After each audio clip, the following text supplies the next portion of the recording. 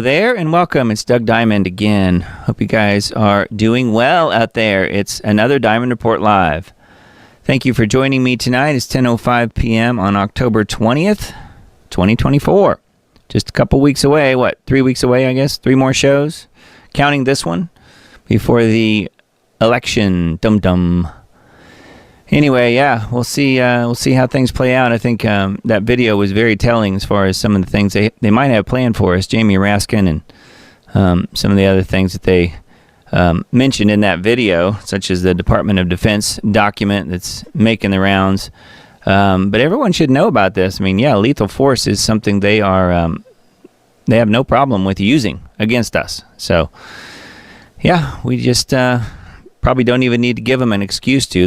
That's just what they want to do, obviously. So welcome, everybody. We've got live streams rolling on YouTube and Rumble tonight, those 2 platforms. And, yeah, I'm glad to be here again. So let's take a look at the news. Got a number of different things to look at. Got tons of tabs across the top of my screen, so we will get through as much as we can in probably 2 to 3 hours. So kick back and feel free to chime in on chat. Say hello in there if you guys want to. And I will take a look at chat kind of as we're moving forward tonight. Live updates: Israel attacking Lebanon, airports, banks, and ship ports, according to HowTurnerRadioshow.com. How about that picture? Pretty wild. 6:02 p.m. Eastern time today. Yeah, this is dated 10/20. Israel has begun massive airstrikes against Lebanon, including hitting banks, airports, shipping ports, all under the Israeli claim that economic activity supports Hezbollah. So all they have to do is say it, and it must be true, because that's what they use to legitimize every single thing they're doing. They announce it, we're supposed to believe it, and never, ever question them. Never, ever criticize what they're doing, ever. Because if you do, you know what you are. You're anti-Semitic. That was just my little rant there. By that logic, all of Lebanon could be bombed, including farms, because maybe they feed Hezbollah. The Israelis are out of control. They need to be directly confronted and stopped. This is, again, according to Hal Turner. Beirut Airport, you can see the building in flames right behind the plane there. Headquarters of the Islamic Bank in Beirut. An office building on fire. Just a few second clip here of that. Israeli drones and fighter jets launched more than 11 consecutive airstrikes on the Lebanese capital of Beirut's southern suburb and its surrounding areas. Israeli strikes targeted residential buildings in the neighborhoods of these various places that are hard to pronounce, leveling them to the ground. Since October 8th, 2023, Israeli forces have killed 2,448 people in Lebanon and injured 11,471 others. That's just Lebanon. A second U.S. terminal high altitude area defense, or THAAD, air defense system has arrived in Israel from the U.S. 3 American THAAD systems are now ready in Israel. And I heard Hal mention earlier in the week on his broadcast that there are only 7 total in the U.S. that the U.S. has, and now Israel has at least 2 or 3 of them. This says 3 here. 24 locations covering most of Daya and other areas around Lebanon now under attack by Israel. Attacks are now ongoing in Beirut and then South and Bekaa. Beirut is now partially blacked out from Israeli attacks on civilian infrastructure. So Hal's got a few pictures here and some short video clips. Let me play this one just kind of while I'm reading. This is a financial, I guess a financial office building, perhaps a bank dropping down. It says communications into and out of Lebanon are suffering severely at this time. That was a bank office that collapsed. So another office building that was taken down because it might somehow be connected to Hezbollah. So anyway, just wanted to mention all of that. And Hal's doing some good reporting, I think. This is the sort of, I guess, prequel to that last article. That was the newest information. This was the article that Hal put up earlier in the day. Israel announces new targets in Lebanon, banks and financial institutions, which we just saw that. They were taking down office buildings and banks. So that's the second article I have pulled up on there. And then this one, false flag, drone strike on Netanyahu, his home, came from area in Lebanon controlled by the IDF.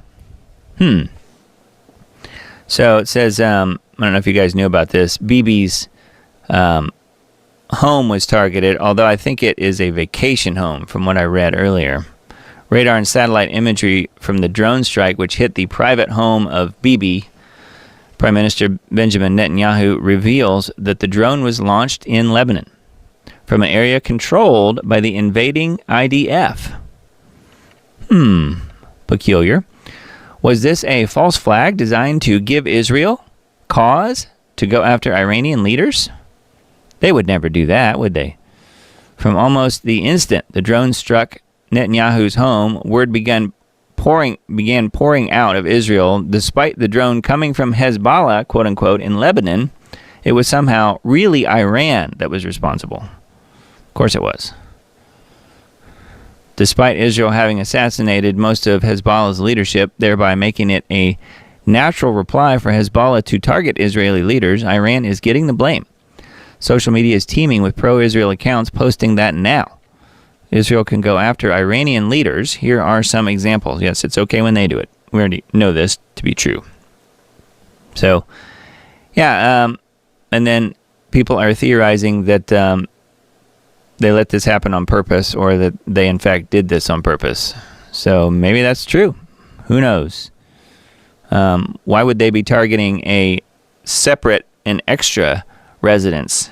I think the thing to look for might be, let's find out first if there were any moving companies who were in the area, moving things out of Netanyahu's vacation home, if that's what it was, perhaps a few days ago or a week or two ago. You think we'll hear that? You think that's a possibility? I mean, if he had anything valuable in there, why would he blow it up? So it's just a question that I was just kind of wondering. It's okay to wonder, isn't it? Well, anyway, that is on howturnerradioshow.com. And then this one, Netanyahu claims Hezbollah tried to assassinate him. The Israeli leader has sent a strongly worded warning to Iran and its proxies following the drone attack on his home. It says Bibi has accused the Iranian-backed armed group Hezbollah of attempting to kill him. I can't imagine why they would want to do that. I mean, he's such a nice guy. Him and his wife, after his vacation home was targeted by a drone launched from Lebanon. But again, it was launched from the Israeli-controlled portion of Lebanon. On Saturday morning, 3 UAVs loaded with explosives were spotted flying towards the coastal town of Caesarea in northern Israel. Now, how do you suppose that got past all of the Iron Dome stuff and all of the other protection that they have in place for these types of things? It is very, very curious to me that that this happened, and it makes one wonder for sure if they just launched the attack against his extra house that he probably doesn't even live in anyway, and then they could scream, see, they're trying to kill me, and then that gives them cause, gives them reason to go after him. It's not like that didn't happen a year ago on October 7th, 2023. Pretty much the exact same thing happened, actually, except thousands of people died in Israel, but half of the people that died were killed by the IDF themselves. IDF soldiers were told to shoot anything that moves. We've covered this ad nauseum on this broadcast, and that's what they did. Now, they were doing their job. They were told to do that. However, when all the dust settled, it came out later, and it was admitted on the record that that is in fact what happened. They shot their own people. And then, of course, they blamed the invaders who were allowed to invade. Anyways, I know, people that listen to this show, I've had a number of people just lately tell me how wrong I am and how I hate Jews and all this stuff, and unsubscribe and write me bitter comments on some of my videos. But you know what? You can't handle the truth. That's what I say. But, I mean, it's true. I mean, it's just what's going on. So if you don't want to face reality, that is your problem, not my problem for reporting it. Anyway, that last article was on RT.com, which is one of those banned websites. Sometimes hard to get to it. I know Firefox for a little while was giving people grief when they tried to pull up RT, although it's working fine, and this is Opera. So anyway, needtoknow.news, got a few articles pulled up on here. Workers forced to stay at factory drowned during the hurricane while the CEO snuck out and survived. And he looks like such a nice guy.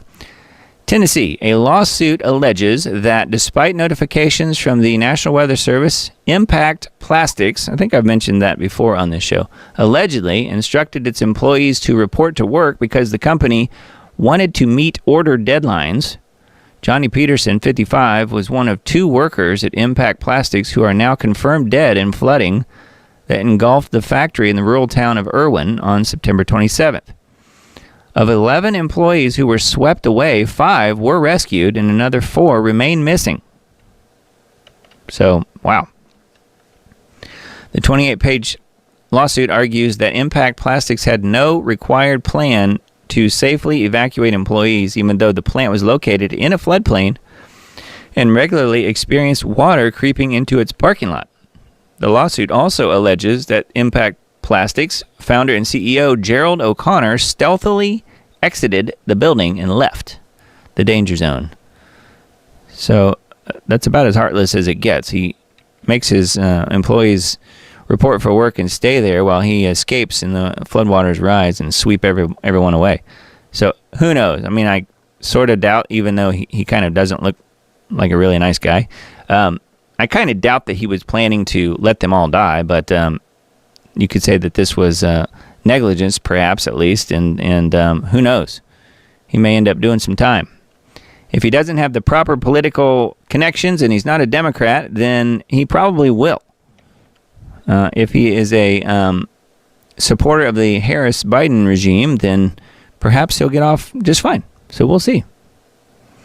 So anyway, that is on needtoknow.news, and this one as well. This one is as well. New York City armed thieves rob bakery and other mom and pop businesses. So New York City continues to fall. Cash Jordan takes a tour of New York and shows growing problems of robberies against small independent businesses. Thieves are becoming more desperate because they have been redirected away from larger stores and have the money to secure themselves. The robbery of a bakery is a predictable outcome as a result of bad policies that leave small businesses to defend themselves as the city defunds the police. The progressive approach to policing has made victims of shop employees and neighbors. The criminals are repeat offenders. If a business tries to defend itself in the face of a criminal onslaught, they are the ones that are prosecuted, not the criminals. Society demonizes personal accomplishment and views business owners as greedy oppressors. So you can see the people looting the store here, pilfering all the bread, and the people that own it are obviously greedy criminals. So, no. We are just in an upside-down, backwards society at this point. And I think we all know that, but this is another one of those stories that further proves that point. Again, the fall of New York and the fall of the United States in general, but it's what is planned. It's what is planned for us all. And are we going to let that happen? I mean, people are trying to fight back, but what do? You know, you got blue cities who are totally happy letting businesses collapse. More than 3,000 chemicals enter our bodies through food packaging. Here is what you can do about it. There are an estimated 14,000 known chemicals in food packaging, and according to a new study from Europe, more than 3,600 of them could now be lurking in your body. Food contact chemicals, FCCs, are the chemical constituents of food contact materials and finished food contact articles, including food packaging, food storage containers, processing equipment, and kitchen and tableware. Researchers found metals and some of these other weird polyfluoroalkyl substances known as PFAS, PFAS, or forever chemicals, had made their way into the human body through food packaging. The article and video list ways that people can mitigate their exposure to chemicals in food. So here's a video that's embedded here about that. So far not banned on YouTube, because I think YouTube would be in favor of us being plasticized. Don't you? Anyways, there is a video here embedded in the page. 14,000 known chemicals in food packaging.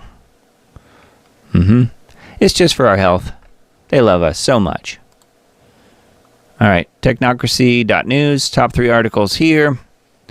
AI companies are trying to build God. Shouldn't they get our permission first? I don't think they want our permission, do you?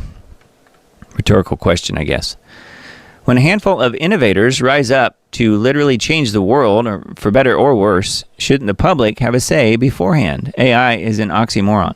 Only humans possess intelligence, not machines. Perhaps machines need a God to police themselves, but to say the machine God is therefore suitable to serve as the God of humanity, it is a logical disconnect, if not outright stupid. Yet, this is exactly where the AI titans are headed. Does the public have a right to informed consent, or should it blindly follow the Pied Pipers to their destruction? All very good questions and good points there. Another article on Technocracy.news. Don't let police deceive you to get access to your phone. Whoa. It says if you give a policeman your phone for any reason, and you have a biometric ID turned on, facial recognition or fingerprint, you will expose all the data on your phone, pictures, passwords, financial information, chat streams, email, etc. Don't let that happen. Immediately turn off all biometric ID features on your phone and use a password instead. If your phone has an anti-theft feature to block repeating guessing of your password, turn it on. The same logic applies to tablets and laptops. Yeah, biometric data is bad news. I personally don't use it, never have, never will. So, yeah, that's I think that's a really good tip there. Don't want to give them any additional info that they didn't actually already want or ask for. Less is better. U.S. AI data centers will soon hit size limits. It's hard to conceive how large AI centers have become, each sucking ginormous power from the grid and covering acres of floor space. Google, for instance, is building out 750,000 square feet on 187 acres in Mesa, Arizona. There is a rush to build modular nuclear reactors for power and develop tech to integrate separate data centers.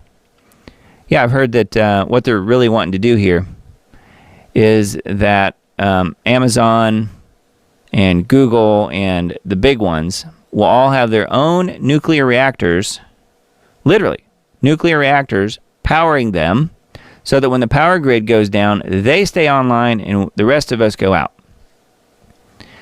And no one else will be able to tap into their power except them. Just them. Just for them. Nuclear reactors for Amazon and Google and whoever else. Probably Microsoft, I'm sure, and some others. So, yep, that's where it's headed. AI data centers. Gets all the power, and you get none. All right, Revolver.news. Talking about the hurricane a little while ago. Nightmare in Asheville, a terrifying Hurricane Helene story. Thought this was pretty interesting and certainly worth a watch. It's not very long. There's a video embedded here. I'll let it play. I've got it muted. I'll let it play whilst I'm reading through this, but kind of get the idea. With yet another potentially Category 5 hurricane, Milton, barreling towards Florida. This was obviously a little while ago. It's important not to forget that American towns are still recovering from the destruction caused by Helene.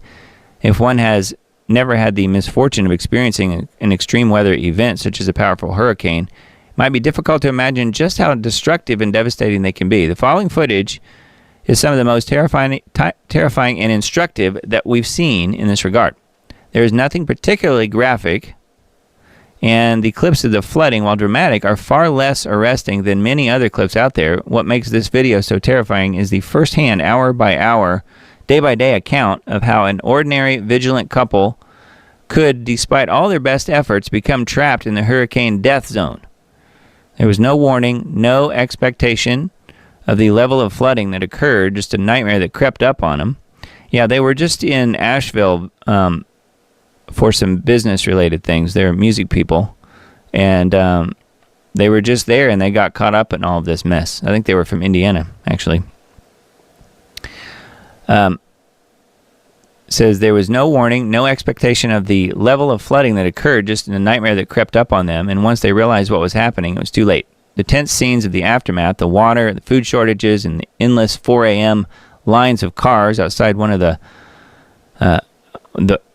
one operating gas station are harrowing. There are scenes of incredible generosity and camaraderie, but toward the end, the film captures the simmering tremors of primal desperation as the population runs out of basic necessities with no help on the way. The footage suggests that if the couple hadn't been lucky enough to have a half tank of gas for last-minute escape, their fate would have ended very differently. Highly recommended watch. So again, that is a video embedded here on revolver.news, and we'll link to this article and the video directly on the Substack post that I send out on Tuesday. So make sure you're on that list if you're not already. diamonddisc.substack.com. You'll see it in the upper right corner up there in the black box, and you might note it looks a little different. It's because I've added a new link that we'll talk about in just a little bit, and it's something that I'm hoping will be up and running in the next few hours or days, probably days. So we'll talk about that a little bit more when we get there. But anyway, yeah, diamonddisc.substack.com. And what actually happened in Asheville is a good video. I've seen most of it. So I just wanted to point you guys to that. And this particular article was actually dated October 8th, so it's a few days ago now, but it is very relevant for sure. And speaking of the hurricane, you guys may have heard of this guy, Lieutenant Dan, who gained fame riding out the hurricanes on a boat, is arrested in Florida. They arrested him. Yeah, he was on several of the news shows because he wanted to stay behind and ride it out. Joseph Malinowski, who gained internet fame because of his risky decisions to ride out Hurricane Helene and Milton on his 20-foot sailboat, was arrested Friday on multiple charges, including failing to appear in court, Tampa police said. Malinowski, 54, known as Lieutenant Dan, was arrested on 2 outstanding warrants for failure to appear in court and a misdemeanor charge of trespassing in a city park after warning, police said. Officers warned him on Thursday that he was creating a health hazard because he did not have an accessible marine sanitation device aboard his unregistered vehicle and did not have record of proper disposal of waste. So they're worrying about where this guy's dumping his poop and pee from his boat in the midst of a hurricane, literally blowing homes over and flooding homes and businesses and everything else. They're worried about what this guy's doing with his boat. But see, he didn't follow procedure. I guess that's why. Says he was told to leave the Bayshore Linear Park and dock, but was still there Friday morning. He was taken to the Hillsborough County Jail, and his vessel was impounded. He remained jailed as of Friday afternoon, according to facility records. It was not clear if he had an attorney. My guess is he probably can't afford one. Malinowski survived Hurricane Milton aboard his sailboat after capturing national attention when TikTok creator Terrence Concannon posted a series of videos about his experience riding out Hurricane Helene. He drew concern and scrutiny over his decision to remain at sea during the deadly storms. But obviously, he was fine. He was fine. Anyways, so prayers for Lieutenant Dan there. That's not good that he's in jail. Bad news. But that's what they do, isn't it? Speaking of corrupt people running things, looks like they're already stealing cities in Michigan. This is on Revolver.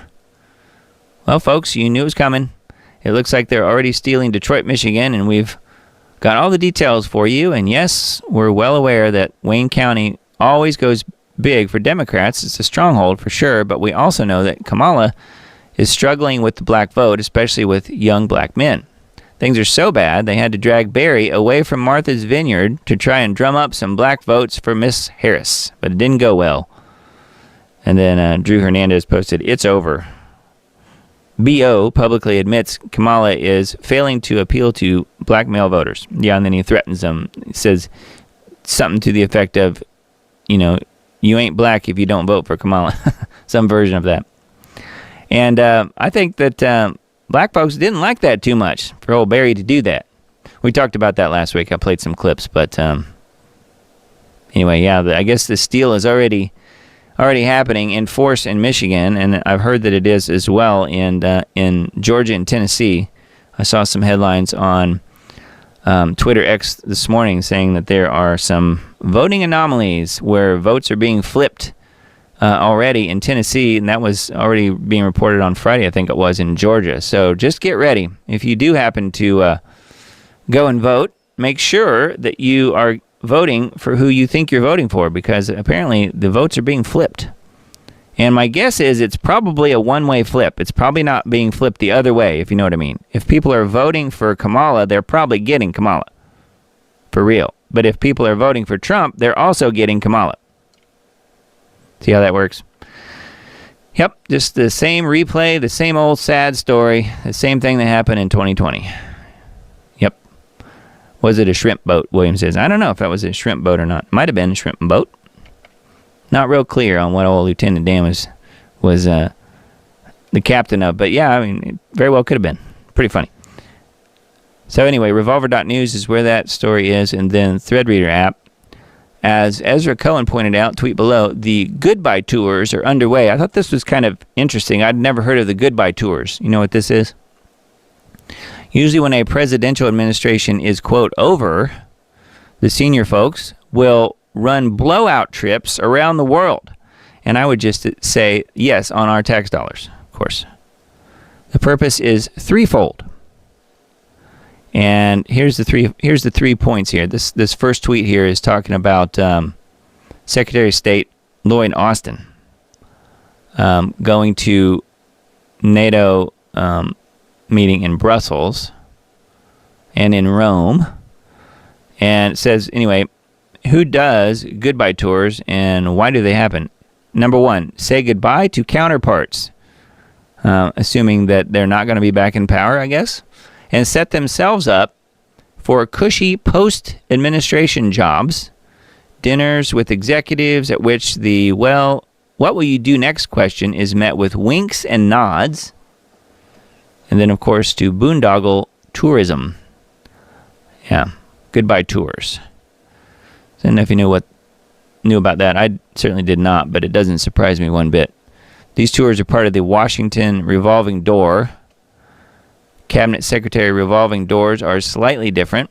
Those often involved board seats, book deals, TV gigs, consulting agreements, $100,000 or more per month. So very, very lucrative. For what you're seeing here, foreign revolving doors, it's more complicated. Look for these folks to go to places like German Marshall Fund or other well-endowed think tanks. They'll take non-resident fellowships, professor of practice, gigs at the LSE, and more. Yeah, so cushy jobs. They love their cushy jobs. So that's on Threadreader app. And then AmericaFirstReport.com. Lip reader breaks down talk between Biden and Obama during funeral. Kamala may not like what they said. So I don't know if you guys saw this. We'll come back to what the lip reading actually was, but I'll let it play here. You can kind of see the zoom in. They're shaking their head. No audible recording of the two of them. But this was posted on Twitter. It says, the New York Post says a professional lip reader caught Obama agreeing with Biden that Kamala is not as strong, quote unquote, as he is. Obama assured Biden, however, that they have time, according to the Post.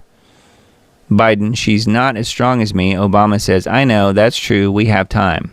Biden says, yeah, we'll get it in time. Obama says, it's important that we have some time together. So it's amazing that he can even string together most of a sentence there, but I guess he did. The lip readers are saying what apparently was being talked about there, so pretty wild. So the truth comes out. Anyway, just thought you guys would like to see that. And the funny thing about this particular video was the first time I saw it was an AI-generated version of someone dubbing in some funny things here, including Bill Clinton here, talking about the women at the funeral. So people are using this video to make fun of these three guys, and rightfully so. This is at Ethel Kennedy's funeral, I guess. So yeah, that's what's going on. But some people had some fun with AI and generating some interesting memes with this video. But yeah, I mean, how stupid, literally, would you have to be to go in a public place where people are filming and they have to assume that people have cameras on them at all times, and they're standing there talking about anything that matters? I mean, obviously, Clinton even stayed out of it, but he can probably overhear what's being said. And Clinton's tried to get on the pro-Kamala bandwagon there and go out and help her on the campaign trail, but it's funny, some of the things he's saying is actually endorsing Trump, basically, indirectly. Pretty wild. Lol, I'm not 100% sure I believe Biden actually spoke like that. They must have had him on some top-notch meds that day, Emily says. Yeah, that's very possible. It seems awfully coherent for him to be speaking like that, but I guess it's possible. They probably would have had to drug him up pretty well just to get him there, depending on what time of day the funeral was. But for them to stand there in public and talk about any of this stuff, it just makes no sense to me. But who knows? It does appear to be what happened. So anyway. Yeah. So I wanted to mention this one. Not so much for the main story. Voice to skull in his ear. I don't know. It's possible. Who knows? I know he would probably think that, angels or something is talking to him, though, I'm guessing. Yeah, so you guys probably heard about this story. Liam Payne admitted he was fearful of Sean Diddy Combs in an interview that resurfaces after British star's death. So this guy, Liam Payne, was in a boy band, One Direction, and he died a few days ago. Says an old interview featuring Liam Payne and Diddy, Bad Vibes, has resurfaced in the wake of the British singer's sudden death. During a 2017 appearance on this show, the One Direction alum, One Direction was the band that this guy was in, who died at age 31 on Wednesday last week due to injuries from either falling or jumping off of a hotel balcony, recalled the encounter he had when meeting the mogul who was arrested for human trafficking and more last month. So there he is. And so that's interesting. Says, though much of Payne's passing remains unclear, it's known that authorities were called to his Argentina hotel about an aggressive man who could be under the influence of alcohol or drugs. So I bring this up because it said he suffered internal and external hemorrhaging and a fractured skull. Yeah, that's because he fell at least 30-some feet. Yeah, did he do everybody? Yeah, I think that's a good question. Well, here's what I found about this. I just kind of stumbled on this tweet. I thought this was really wild. This is insane, it says. The last thing that Javier Milei, you guys know who he is, the president of Argentina, the goofy guy who has been seen at the wall in Jerusalem with the little tiny hat, that guy, says the last thing that Javier Milei, president of Argentina, posted before singer Liam Payne died after jumping from a balcony or being pushed, who knows, in Buenos Aires was, "I'm not on the balcony." So, curiously enough, it sounds like Javier Milei is saying the same thing, the same version of, "I'm not suicidal. I'm not suicidal either." Yeah, very strange. So he posted right before Liam Payne died, "Yo no estoy en el balcón." Translated from Spanish, says, "I'm not on the balcony." He tweeted just that by itself. "I'm not on the balcony," on October 16th, 2024. What in the world? It's almost like he's saying, "I'm not suicidal." So something going on in the Diddy dark world, it sounds like. Yeah, very weird. So I didn't know if you guys knew about any of that stuff. I just found out about that earlier today. I knew about the death of Liam, but I didn't know about the weird Malay thing. Very strange. Anyway, Threadreader app, another Kamala bombshell, I guess you could call it that, but there's bombshells every day about her, it seems like. Says this is stunning. New York Times a plagiarism expert now confirms that the paper deliberately withheld the full Kamala Harris plagiarism report from him, and that after analyzing the full claims, Harris's plagiarism is more serious than he told the Times. So she's being accused of plagiarizing.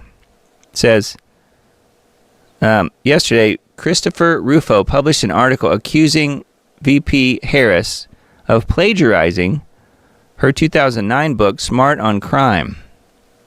ABC does fake fact checks to help Kamala. CBS stealth edits an interview to help Kamala. And the New York Times withholds evidence to help Kamala as well. This is an endemic and now only visible because we have X. When the Times published this piece, I called the reporter and editor to protest that they withheld evidence from their supposed expert. The editor, Mary Sue, gave me the excuse that it wasn't their job to review the whole report, and I hung up on her, he says. So, anyway, she's being accused of plagiarizing as well now, so isn't that nice? Wow. This never ends with these people. The U.S. intel docs related to Israel's attack preps on Iran that was leaked. So, now this was, I think, reported originally, or at least early on, by Zero Hedge. It says a major leak of U.S. classified documents has appeared online on Saturday, or we should qualify alleged leaks, of at least some 2 top-secret documents, with both marked no foreign, which is among the highest classifications, given it indicates the specific intelligence cannot be shared with allied foreign intelligence agencies, with the exception of the Five Eyes. The breaking Axios report suggests their authenticity. U.S. officials are extremely concerned about a potentially major security breach after 2 alleged U.S. intelligence documents about Israel's preparations for an attack on Iran were published by a Telegram account affiliated with Iran. Barak Ravid, how about that name? Barak Ravid, who maintains close Israeli military and intelligence sources, writes. And then they're showing the bomber and various planes here. It says the documents include one, which was reportedly authored by the Department of Defense National Geospatial Intelligence Agency, NGA, dubbed a Visual Intelligence Report, and distributed among the U.S. intelligence community earlier this week, and dated October 14th through 16th. So yeah, very recent. Neither the Pentagon nor NGA, which is the National Geospatial Intelligence Agency, have offered official confirmation or comment, nor are they likely to. The documents first appeared on a pro-Iran Telegram channel. Axios has identified the channel name as Middle East Spectator. So go look them up right away, I guess. No, I mean, that's probably one of those things why, Pavel Durov was questioned recently, and then they decided to hand over the backdoor access to the French government, and therefore all the rest of the governments out there who want it, as far as access to data and information and contacts, people's information on Telegram. So interesting that all just happened, and then now this was leaked on Telegram. The doc first appeared online Friday. Axios report has strongly pointed to the authenticity of the leak. The region has remained on edge as Israel prepares to retaliate against Iran for its October 1st ballistic missile attack, which saw some 200 projectiles pummel various sites in central Israel, all of which I would mention that no one was killed, but remember that was a response from Iran in response to the original bombing that Israel did some time ago. So it was already a retaliation. Sometimes you call that war when you're going back and forth like that. It says U.S. official told Axios the alleged leak is extremely concerning, again implying authenticity. The leak is also being described as a potential very serious breach within the U.S. intelligence community. It's probably just someone who doesn't really want to see World War III happen. That's my guess. So anyway, I guess there's quite a bit of info here yet on this particular article. And then I have the original source article from this document pulled up as well. We'll get to that in a minute, but it's a Zero Hedge article. I thought this one was really kind of strange, but maybe not. It says the satanic grooming of Elon. Here we present another video from Jessie Sebatar, along with her 11-page affidavit corresponding to some of that video. She's published several of her affidavits to the FBI on her experiences of the satanic circle she was part of as a child and as a young person. What struck us about the 5 elite boys being subjected to this in her affidavit included a 12-year-old Elon. Is the total degradation of the human soul at such an impressionable age. Jesse testifies elsewhere that victims and subjects of these rituals are mind-controlled, learn how to present a public face as if none of this had ever happened to them. It certainly testifies to the utter depravity of our ruling elite. And notice that Asheville, North Carolina, figures prominently in this report. Wonder why that is. So, yeah, this is, I was talking about the Vanderbilt's Biltmore Mansion in Asheville. Yeah, that makes sense. I've been there myself, only as a tourist. It's a very interesting place to go, for sure. But yeah, this is talking about how apparently Elon was involved in this as a youngster. Some of these rituals and stuff, which is not something I'd ever heard of before. I guess it's true, but who knows? Who knows? But that article is on Liberty Beacon. One more from there. Trump to work at McDonald's in Pennsylvania and a jab to Harris. I thought that was pretty funny. That happened this weekend. Presidential burger flip. Trump said he was going to do everything from working the fry cooker and working behind the counter. Yeah, apparently there were thousands of people lined up to see him. I don't know what's going on there, but people really wanted to see him flipping burgers and fries, I guess. Harris claimed that she worked at McDonald's during an MSNBC interview.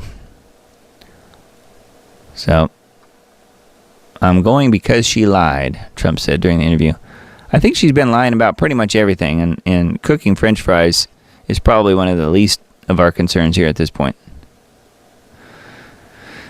Emily says, Jesse's testimony is nuts. She blows the lid off of a lot. Okay, going back to this article. Okay, good to know. Yep. Got some interesting faces there in that picture, that's for sure. RT.com, been a lot of talk about the BRICS summit that's happening basically this week. It says Brazil's Lula, the communist, cancels trip to BRICS. The president will not be able to attend the event in person due to a head injury. A head injury. Brazilian President Lula da Silva will not be able to travel to Russia for the annual BRICS meeting due to an injury he sustained earlier in the week. Wonder what happened to him. Says he will not be traveling to BRICS. Temporary impediment to long-distance flights. Lula would participate in the event by video conference and return to his normal schedule later in the week. 78-year-old veteran politician, and I would also add ex-con. They got him out of jail to run as president, to take over the spot that Bolsonaro had been in, meaning president of Brazil, so that they could install Lula, who would do anything and everything that they told him to do because he was compromised and now free from prison. I'll just add that little sidebar there. He was hospitalized after being injured in an unspecified incident at his residence on Saturday. Nothing suspicious about that at all. According to a statement from the hospital, President received blunt trauma to the back of the head. And then they said he slipped in his bathroom. Sure he did. Sure he did. I believe that. So yeah, he can't go to Bricks now. He slipped and fell and hit his head in the bathroom. Okay. If you guys say so, I'm sure it's true. That's on RT. That's on RT. I thought this one was, we were just talking about Musk. And I don't know if you guys ever follow anything he's talking about on Twitter, but he does have some really funny tweets that he puts out. He has a good sense of humor. If he's been abused, that's probably true. But if he's been abused, he's a pretty good sport about it, because this is one of those crazy stories that he has talked about. It says U.S. government is worried that a spaceship could hit sharks. SpaceX CEO mocked what he described as government overregulation of comic proportions in an address to Trump supporters. The SpaceX company had to grapple with overbearing bureaucracy to convince U.S. government agencies that its ships would not harm sharks and whales when they splash down in the ocean, CEO Elon Musk has revealed.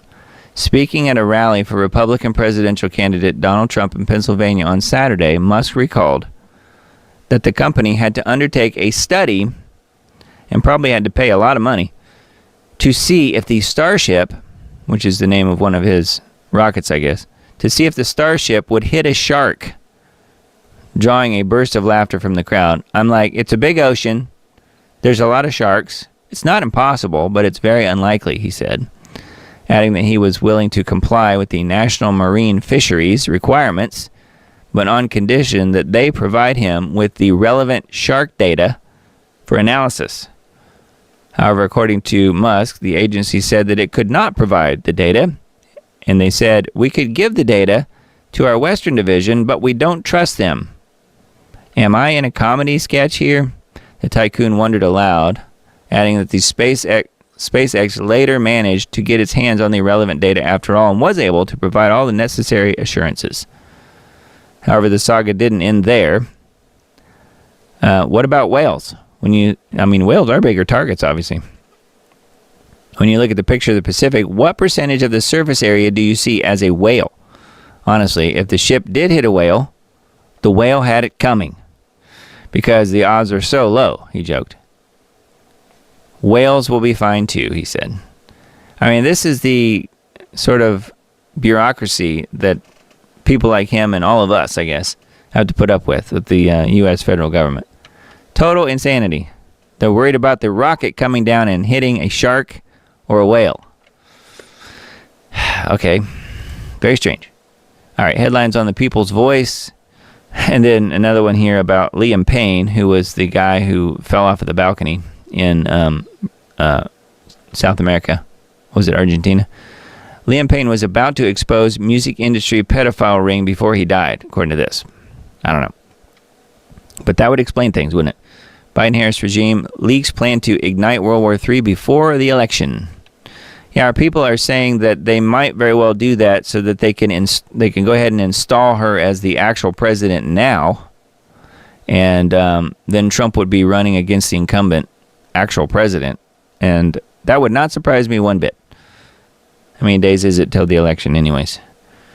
Let's see.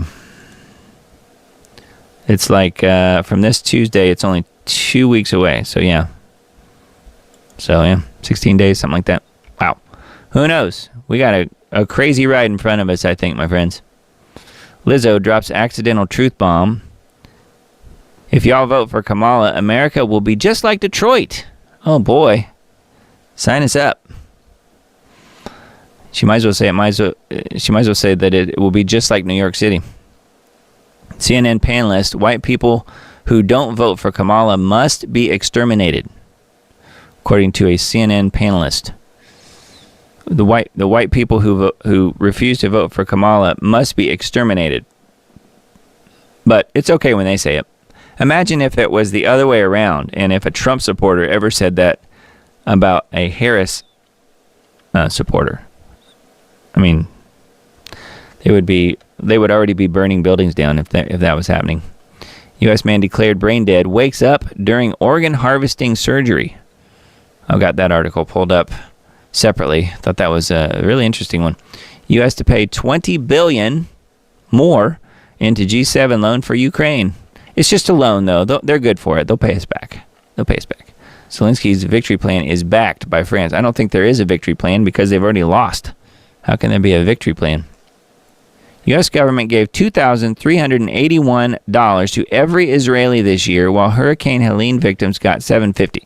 And I think that's a loan, from what I've heard. Al Sharpton warns he's on a list and can only avoid prison if Kamala is elected, which is why he's interviewing her and making sure that she is elected and doing everything he can to make sure that happens. But I don't think old Trump would put him in prison unless he's broken the law. Do you? But Al Sharpton's a little worried about going to jail. I guess he's feeling a little guilty these days. He's also getting his picture taken with Diddy, so what do you expect? I'm sure they're just buddies. Nothing going on there. Those are all headlines on the People's Voice, and then headlines from Information Liberation. U.S. intel on Israel's plans for Iran attack leaked online, and the U.S. privately apologizes. Just privately apologizes. So it's something we've been talking about a little bit tonight. Reuters, Gazans revere Sinwar's defiant end. How heroes die, they say. Yeah, Israel made a huge mistake by releasing a video of the Hamas leader's final moments. Yeah, he's sitting here in this chair, and they show a drone go into his blown apart apartment building, and I guess the drone takes him out. You don't really see that in the video, but that's crazy. UK police raid home, seize devices of pro-Palestinian journalist Asa Winstanley under Terrorism Act. So they raid this guy's home, but he's a journalist. New York Times, Hamas leader Sinwar killed while fighting together with his people in Gaza. No hostages found. Imagine that. No hostages were found. So, sounds to me like Israel might be lying about that. I know, that's a shocker, but anti-cancel culture conservatives seeking to cancel writer Chris Brunette for criticizing Israel. Yeah, they do tend to love their pro-Israel stance about everything, pretty much. So, and then Lufthansa fined record $4 million for alleged discrimination against Jewish passengers. Wow. Lufthansa. Those anti-Semitics on Lufthansa Airlines. And then, let's see, WNG.org from the SIFT, this article, North Korean troops in Russia. Seoul says South Korea's National Intelligence Service on Friday confirmed that roughly 1,500 soldiers from North Korea's special forces were currently on Russian soil, and the intelligence agency expects more of North Korea's soldiers are likely to join them. Meanwhile, the agency expects the North Korean troops currently on Russian soil to deploy to the front lines in Ukraine in the coming days. They will do so disguised in Russian uniforms with a fake identification card issued to them by Russian authorities. So they're literally Asian-looking people, Koreans, in disguise, quote-unquote, wearing, by, I guess, the only disguise they have is Russian uniforms. Is that really going to fool anybody? It might fool the sharks and whales, I don't know. Has North Korea sent weapons to Moscow? I don't think they need to, really, but, I mean, Moscow has their own weapons, don't they? South Korean intelligence officially confirmed reports of previous collusion between Pyongyang and Moscow. Seoul's intelligence indicates that Russia has received shipments of anti-tank rockets and short-range ballistic missiles from North Korea. They've also sent more than 8 million rounds of artillery ammunition. So I guess they're cranking out the hardware, sounds like. So anyway, that is on the SIFT on WNG.org. And then here's the Zero Hedge article I mentioned earlier. The leaked U.S. intelligence documents. Israel's attack preps on Iran. So if you guys want to get into that, that's definitely here on this article. And then here's kind of a secondary piece to that. Israel's Iran attack plan ready and will happen before the U.S. election, according to officials. Following Tuesday's widespread reports that Netanyahu will heed the Biden administration's plea to avoid targeting Iranian oil and nuclear sites, Israeli officials now say Israel's military response for Iran's October 1 ballistic missile attack is ready. Israel's plan to respond to the attack is ready, a source familiar with the matter told CNN, without providing further information. Yeah, and apparently, I've also heard that the Israel and Netanyahu response here about them basically going along with what Biden's administration is saying, not targeting Iranian oil and nuclear sites, that they've told them that they're not going to, that they're lying. So I know that would be a shocker too, but apparently they are actually going to be doing that. So that's not good news. World War III could literally erupt at any point over there. And then from Sputnik, this article as well, I thought this one was kind of interesting. It mentions Damascus. Israel plans to create buffer zone in Syria. Since October 1st, Israel has been conducting a ground operation against Hezbollah in southern Lebanon while conducting airstrikes. Despite its losses, Hezbollah has been fighting Israeli troops on the ground and launching rockets across the border. Israel plans to create a buffer zone in Lebanon and Syria. A Turkish newspaper wrote, says Israel is doing everything to shift the fire from Lebanon to Syria. It is attacking Tartus, Hama, Homs, Aleppo, Dera, and even the capital, Damascus. It has moved its tanks into Syrian territory. Israel will not be satisfied with this, newspaper said. So that is not good news, but I thought it was interesting that Damascus is specifically mentioned there in that one. Yeah. So, wow. Yeah, Marty says the plane sure looked like a B-52. Yeah, I think you're right. Right here. Yeah, it looks like a bomber of some sort. So anyway, and then, let's see. Zero Hedge article. Thought this one was kind of interesting. It says, disaster. Kamala.exe crashes in Fox interview meltdown. Did you guys see the big interview with Bret Baier? Kamala Harris appeared on Fox News interview with Bret Baier Wednesday night, where she alternated between deflection, blame, and then had a complete meltdown when shown a clip of Donald Trump. For starters, when asked if she would take responsibility for the flood of illegal migrants after she and Biden ripped up Trump's executive orders on immigration on day one, Harris spat out a well-worked Democrat talking point about Trump killing a bill that would have saved the day. Baier, who is a never-Trumper who deserves credit for this one, then pushed back. Imagine that.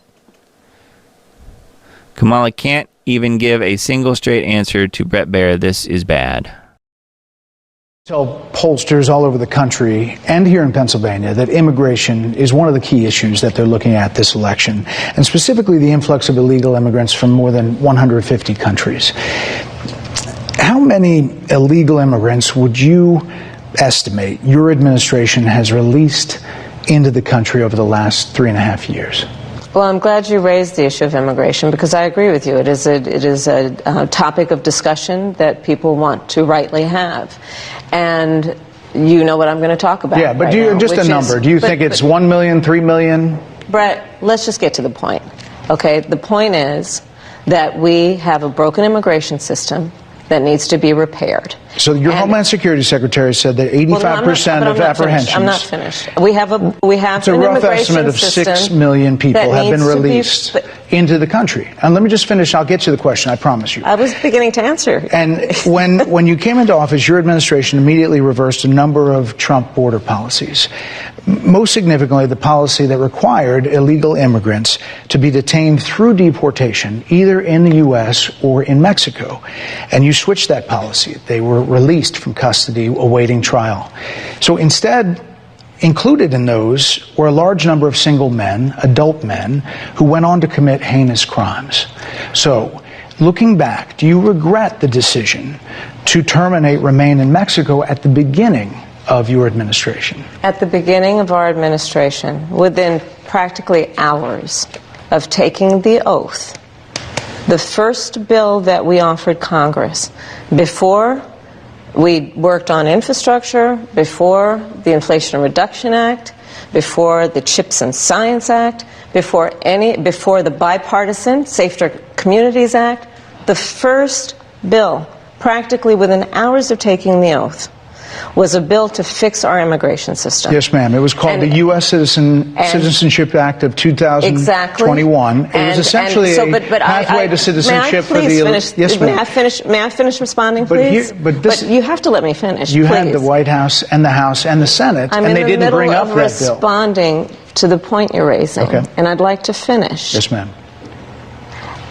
We recognized from day one that, to the point of this being your first question, it is a priority for us as a nation and for the American people. And our focus has been on fixing a problem. And from day one, then, we have done a number of things, including to address our asylum system and put more resources, getting more judges, what we needed to do to tighten up penalties and increase penalties for illegal crossings, what we needed to do to deal with points of entry between border entry points. That's the work we did, and we worked on supporting what was a bipartisan effort, including some of the most conservative members of the United States Congress, to actually strengthen the border. Yeah, so there you have it. Not too good. Not too good. There's some other interesting clips here. I don't know if you guys already saw it, but this is where she gets pretty ticked off here.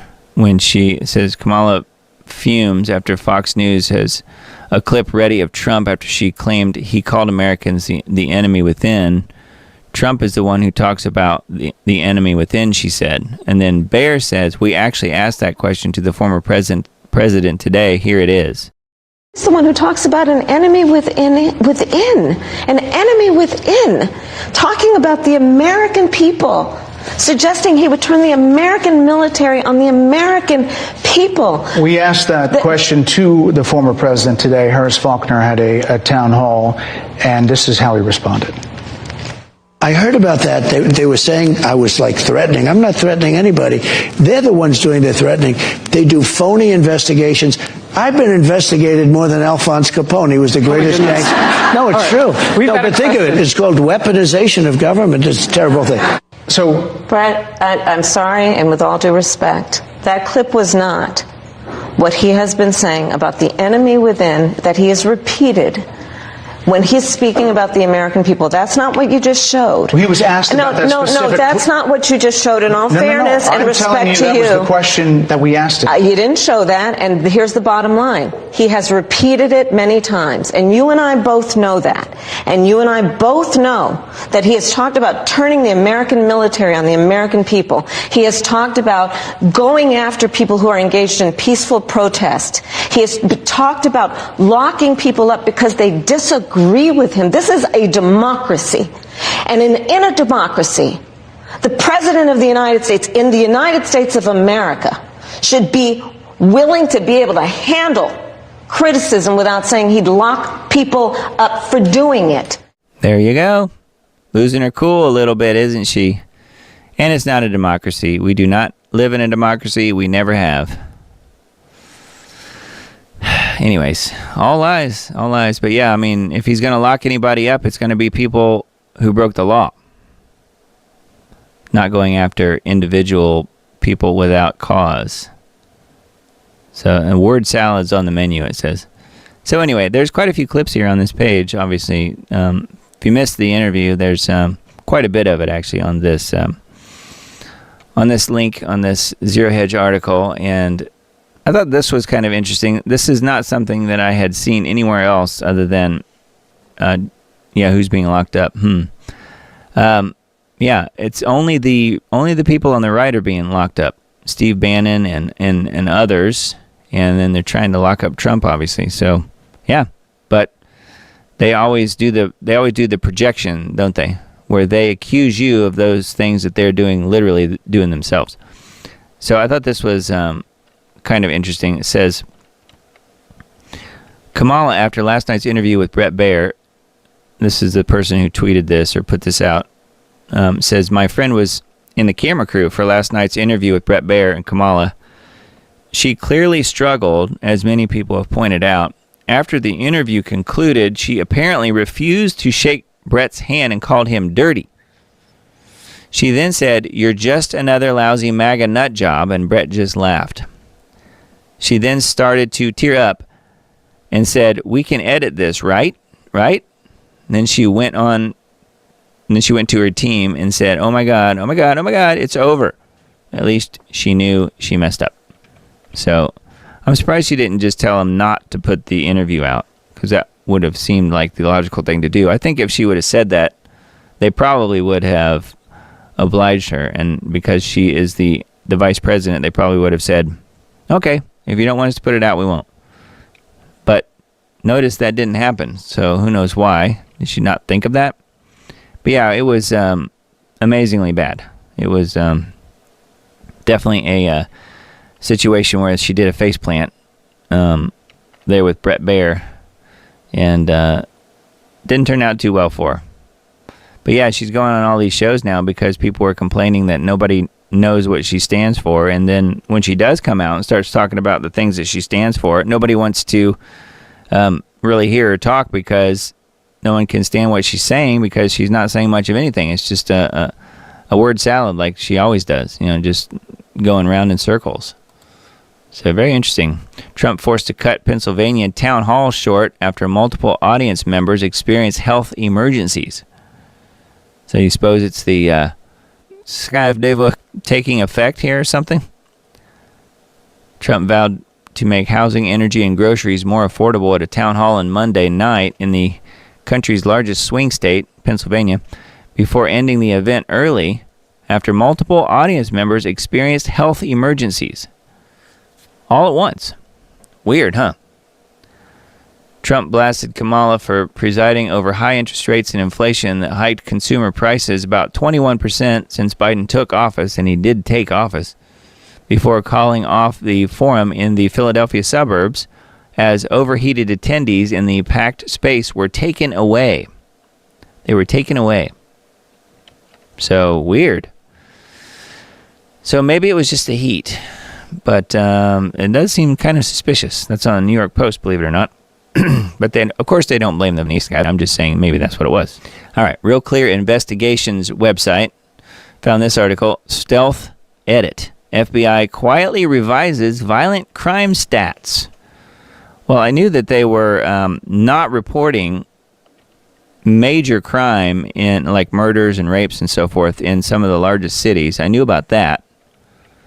But this is a little bit different. This says when the FBI originally released the final crime data for 2022 in September of 23, what took so long? It reported that the nation's violent crime rate fell by 2.1%. This quickly became, and remains, a Democrat Party talking point to counter Trump's claims of soaring crime.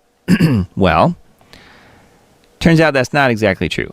But the FBI has quietly revised those numbers, releasing new data that shows that violent crime actually increased in 2022 by 4.5%.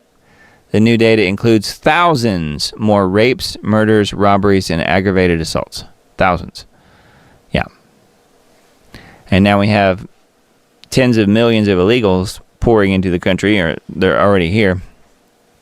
And so those numbers will go even higher for 2023. in 2024. This was 2022. Probably only maybe 10 million new people in the country at that point. Now there's 40.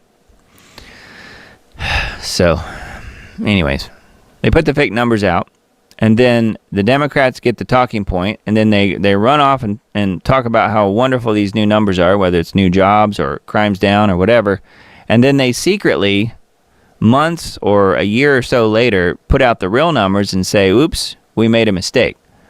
So it is the gaslighting administration. That's all they really care about, is getting the talking points, and then they correct the mistakes that they knew they made early on. They correct them way later when nobody's paying attention. Anyways, just wanted to make sure you guys knew about that. Yep, crime is up. It's probably way up, more than 4.5%. That was only in 2022. My guess is it's far higher than that. Daily Mail, I found this, speaking of illegals. Evil super gang seizes 4 apartment complexes in major Texas city in new terrifying show of strength. So this is more about the Tren de Aragua, TDA, gang that's taken over some of the apartment complexes, a handful of complexes in Aurora, Colorado, but this is talking about Texas. And it also mentions in here that they are starting to take over private residences as well, not just apartment complexes. So there's a lot here, including quite a few pictures and people's, some of these gang members' tattoos and stuff. So thought that was really wild. Right here. Interesting crown, huh? Looks kind of like King Charles's crown. But yeah, you can see some of the crazy tattoos and stuff they have. So yeah, something to watch out for. Venezuelan gangs taking over everywhere they can, everywhere they're allowed to. And of course, in blue cities, it's looked on as a bonus. It's an extra benefit of living in a blue city. So yeah, that's on Daily Mail. And then this is some evidence here. South American gangs now starting to target suburban homes. So you can, as many as 4 homes were burglarized. So you can see here just from some of the ring footage. Yeah, and he states here in this Twitter feed, elections have consequences. I would say stolen elections have real consequences. So, anyways, Rochester Hills, Rochester, Bloomfield. So this is all from September. This is video footage from September of last year. So, anyways, yeah, busting into people's houses. There's a golf course. So, pretty nice looking places too. So just be aware. Just be aware that the gangs are moving in. It's not just the apartment complexes in blue cities, is my guess. It's your God-given right to defend your God-given life. Yeah, when you have a flat tire, you change it. You don't drive around on it for 4 more years to see if it gets better. Yeah, well said. All right, and then article on the expose, legal turning point in the UK, as Army veteran found guilty of thought crimes. Yeah, this one, the video clip's embedded here. I won't play it just for sake of time, but it is kind of a sad situation here. This guy has been put in jail. It says, in a case that's raised concerns about freedom of thought, religion, and expression, Army veteran Adam Smith Connor has been at the center of a controversy for almost 2 years surrounding his silent prayers within a, quote, buffer zone for an abortion clinic in Bournemouth, England.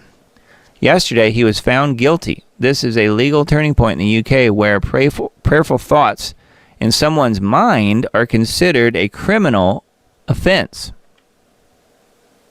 See where this is going very quickly? Not good. Again, this is in the UK, but I'm reporting on it because it could just as easily be here. In October 2022, Bournemouth, Christchurch, and Poole Council introduced a public spaces protection order in the vicinity of the abortion clinic in Bournemouth.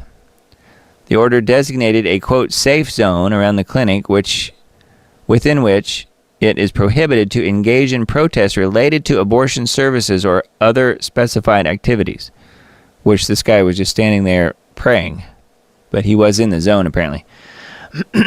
So they've jailed him. It says he was praying. This is one of the, looks like maybe a trans type of officer, asked him to move as he was within the buffer zone. He refused, said he was praying for his deceased son and for the women, men, and children still being impacted by abortion today. He is still haunted by the decision he and his then partner made about aborting their child 24 years ago. So, and then he says, you're telling me that silent prayer is banned in this area? I'm praying in my mind and not approaching anyone. I'm entitled to pray silently in my head for a dead son in a free country, he said. And that's where he's wrong. That's where he's wrong. Now he's in jail. Here he is here. So not good, but the thought police will arrest you if they don't like what you're thinking about.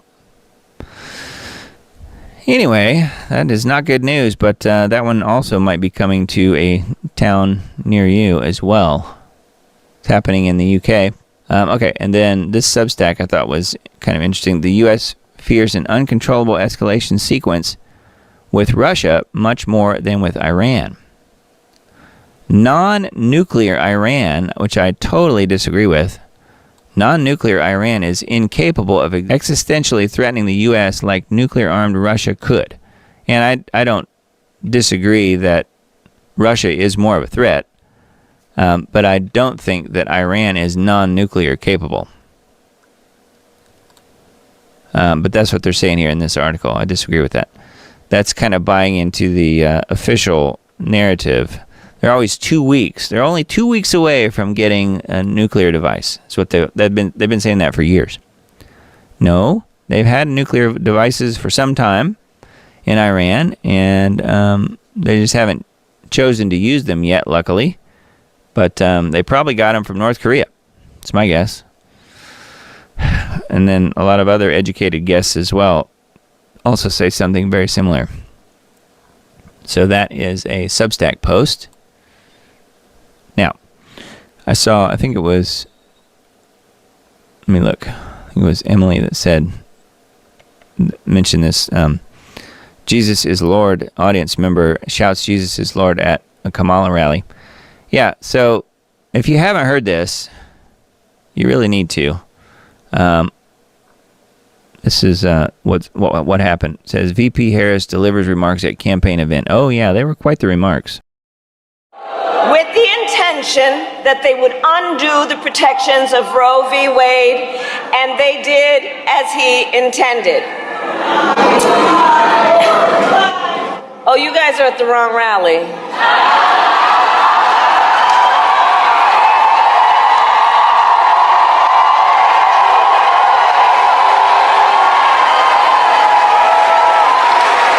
No, I think you meant to go to the smaller one down the street.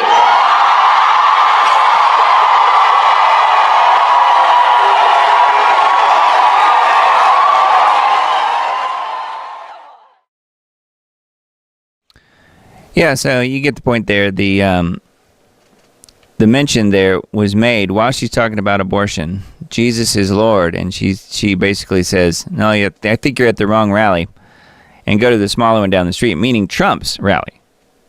And okay, if you say so, you crazy witch. And then she goes on and cackles about all that. Of course, the people in the crowd love it because they are all, baby killers. Well, many of them are probably baby killers. So yeah. Not good, but I thought this one was pretty interesting. Let's see what this one has to say. So a few weeks ago, I attended the Trump rally here in my town. Before I dive into what I'm about to share, here's a peek at that. Well, today I found out that Kamala Harris was coming to my town, so I decided to go. I wanted to see the differences. Notably, I had to show my ID to get in to see her. But anyway, I was making a video talking actually about how sad I was that the loudest cheering at the rather small event came in support of abortion, when I panned over to the crowd and to her speaking, and I caught something I wasn't expecting. Check it out. Not a lot of energy here, but everyone just cheered and screamed for killing babies. So that was disappointing. Anyway, here she is.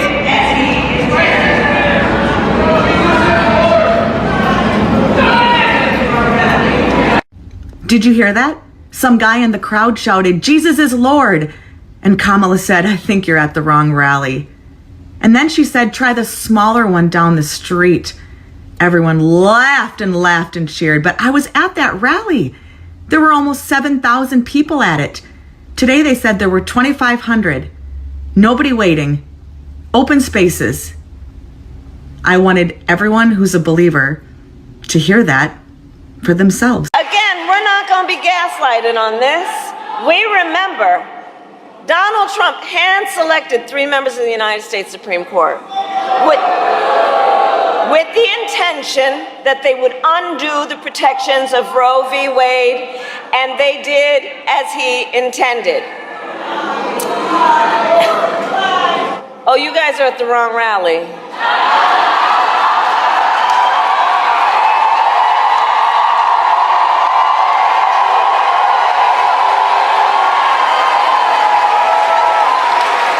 No, I think you meant to go to the smaller one down the street. Okay.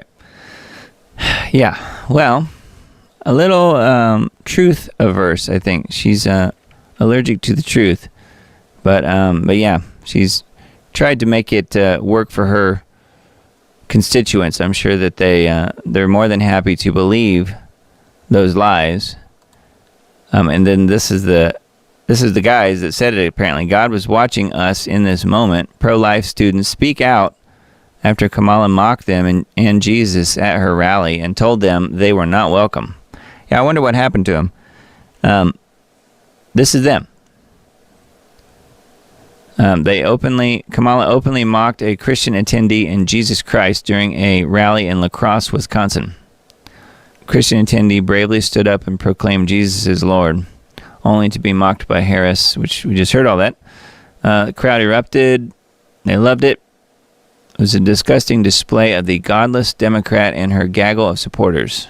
On Fox and Friends weekend, had the 2 university juniors on their show to discuss what happened. So there's quite a bit more details here on this article on the Gateway Pundit that I found. So anyway, it is there if you guys want to have a look at that. But we know who's really being mocked, and that is Jesus himself. So I don't think he's going to forget that one, do you?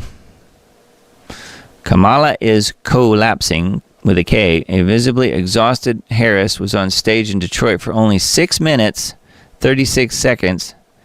And it says, and Lizzo never performed. That's probably a plus. Harris needed a celebrity rapper to drum up support, but Lizzo never performed. She was only on the stage for 6 minutes and 36 seconds. Wow. They must have had the teleprompter running at 3x speed or something. In contrast, Trump was on stage in Detroit last Saturday night for an hour and 27 minutes. Anyway, yep. Kamala is collapsing, but it won't matter. She'll still probably be elected, is my guess. All right, so let's look at this one. This is only a couple-minute video, and I'll stay here on screen. Transhuman Antichrist. This is one of those things I've heard quite a few people talking about lately. Personally, I think it could be a combination of different things, but we'll talk about that a little bit more once he's done explaining.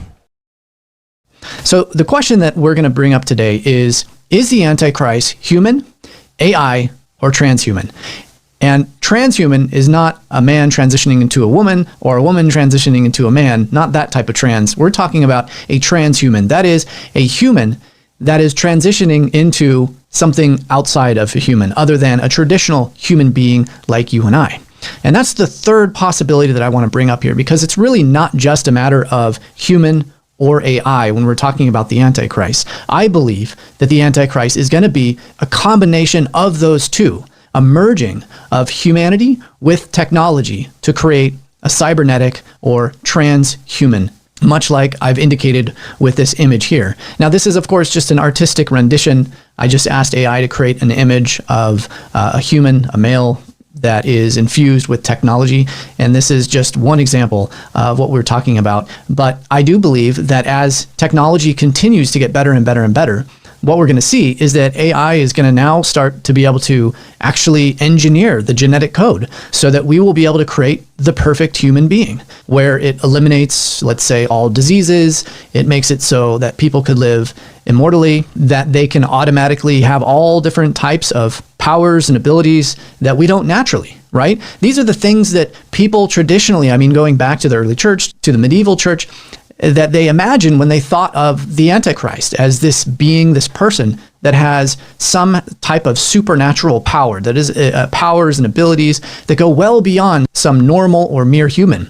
And, you know, as a Christian living in a modern world, I don't think that this Antichrist and ruler that we're going to see is going to have supernatural power in the sense of like magic. What we're seeing is that through our technology, through AI, we're starting to see that we can do things that were once considered magic to people hundreds and hundreds of years ago. And there's going to be a point where when AI gets so intelligent, so super intelligent, that it's going to be able to create and do things that even we normal humans today cannot understand. And at that point, the ability to fashion a human through the combination of genetic engineering and through brain implants, such that AI can now create the perfect person, and then AI can infuse that person with all of its knowledge, all of its intelligence, all of its power, then in that case, that's what I believe the Antichrist is going to be.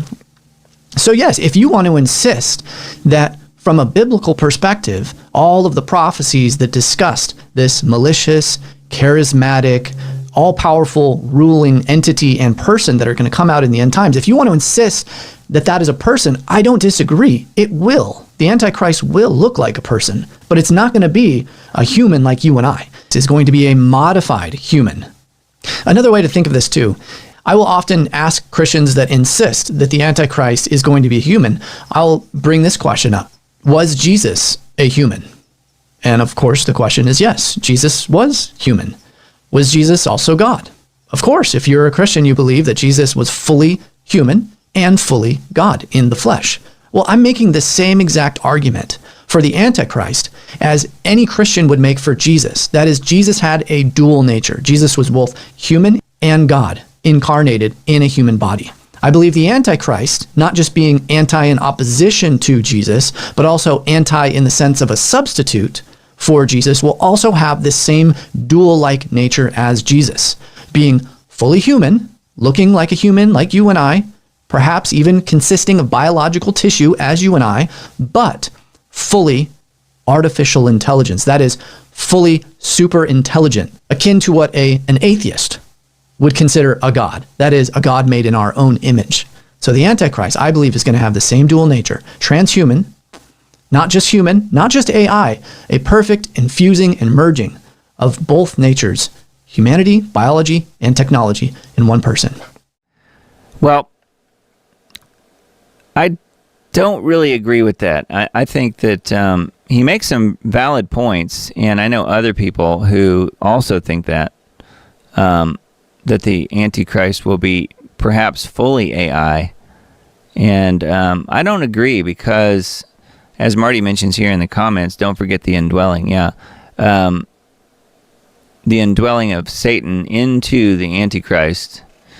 And keep in mind, too, that at some point, when everything is concluded,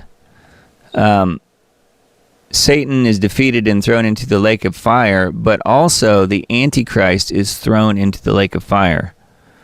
How would you put an artificial, intelligent, man-created entity that may or may not exist in what these people argue about, how would you put that entity into the lake of fire, and why would you need to if it's just AI? Now, this guy that we just listened to is talking about a human being who perhaps becomes merged with all of this technology, and I don't disagree with that. I think that's very possible, and it could be what happens, but I thought it was an interesting argument. We're looking at this timeline only because right here, at Jesus' return, Battle of Armageddon, Satan defeated and thrown into the pit, and then you have the millennial reign of Christ 1,000 years later. Satan is then released from prison and then defeated again and thrown into the lake of fire. And then I would just add, along with the biblical Antichrist as well, and the false prophet. So all of them will be thrown into the lake of fire. But if it's 100% AI, I don't think that would be possible. That's why I don't really believe that whole idea that it's only AI, because primarily from that scripture.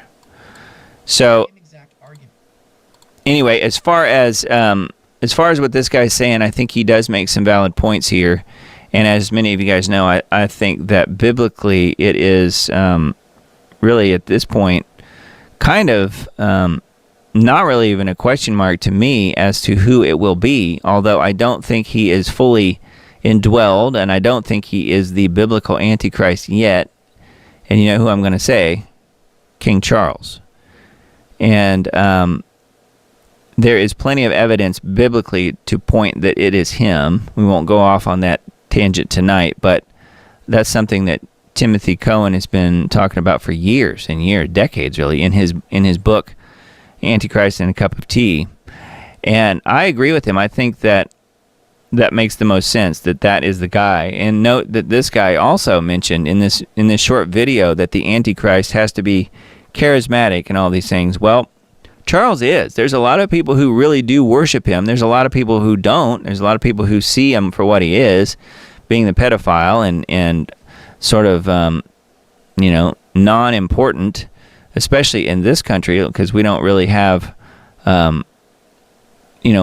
America doesn't look up to royalty per se. America's royalty are the celebrities. So it's kind of, like people in America who worship the royalty over there. It's not because they're king and the power that they have. It's more because they're celebrities. So there is a sense of worshipfulness in that, as far as Charles and how he's looked at in the rest of the world. America in particular.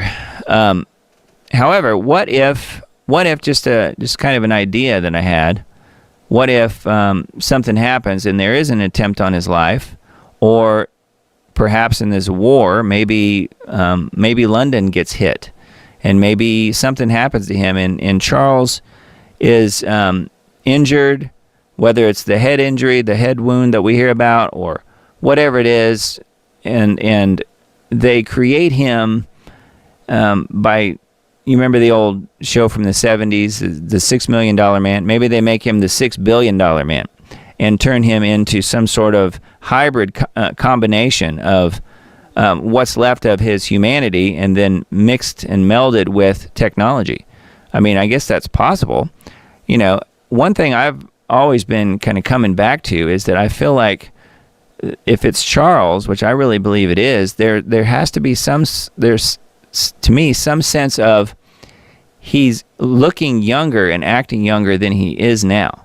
So perhaps that happens at the stage where he is indwelled by the spirit of Satan. Because, biblically, what makes the most sense to me as well is that Satan indwelled Judas Iscariot at that time when he betrayed Jesus. And the next time he will indwell someone, at least as far as what the Bible talks about, is upon the end times when he indwells the person who is the biblical Antichrist, which I don't think has happened yet. But perhaps that does happen when there's an attempt on Charles's life, or you have the head wound, or whatever it is. Yeah, Charles gets Neuralink, Kathy says. Possibly. I don't know. So it's just something to think about. I think this guy does raise some really good points, although the question is that integration, is that something that can happen with someone that we already all know, and that is Charles. Charles is known throughout the world. So if something happens to him and then he's brought back to life somehow, that would be a miracle as far as the earthly standards go. So anyway, thought that was kind of interesting. And in the spirit of marking the passage of time, it is my great pleasure to present a small gift to the Parliament. It is, in fact, an hourglass, a speech timer, to sit in the chamber and bear witness to the Legislative Council's next chapter.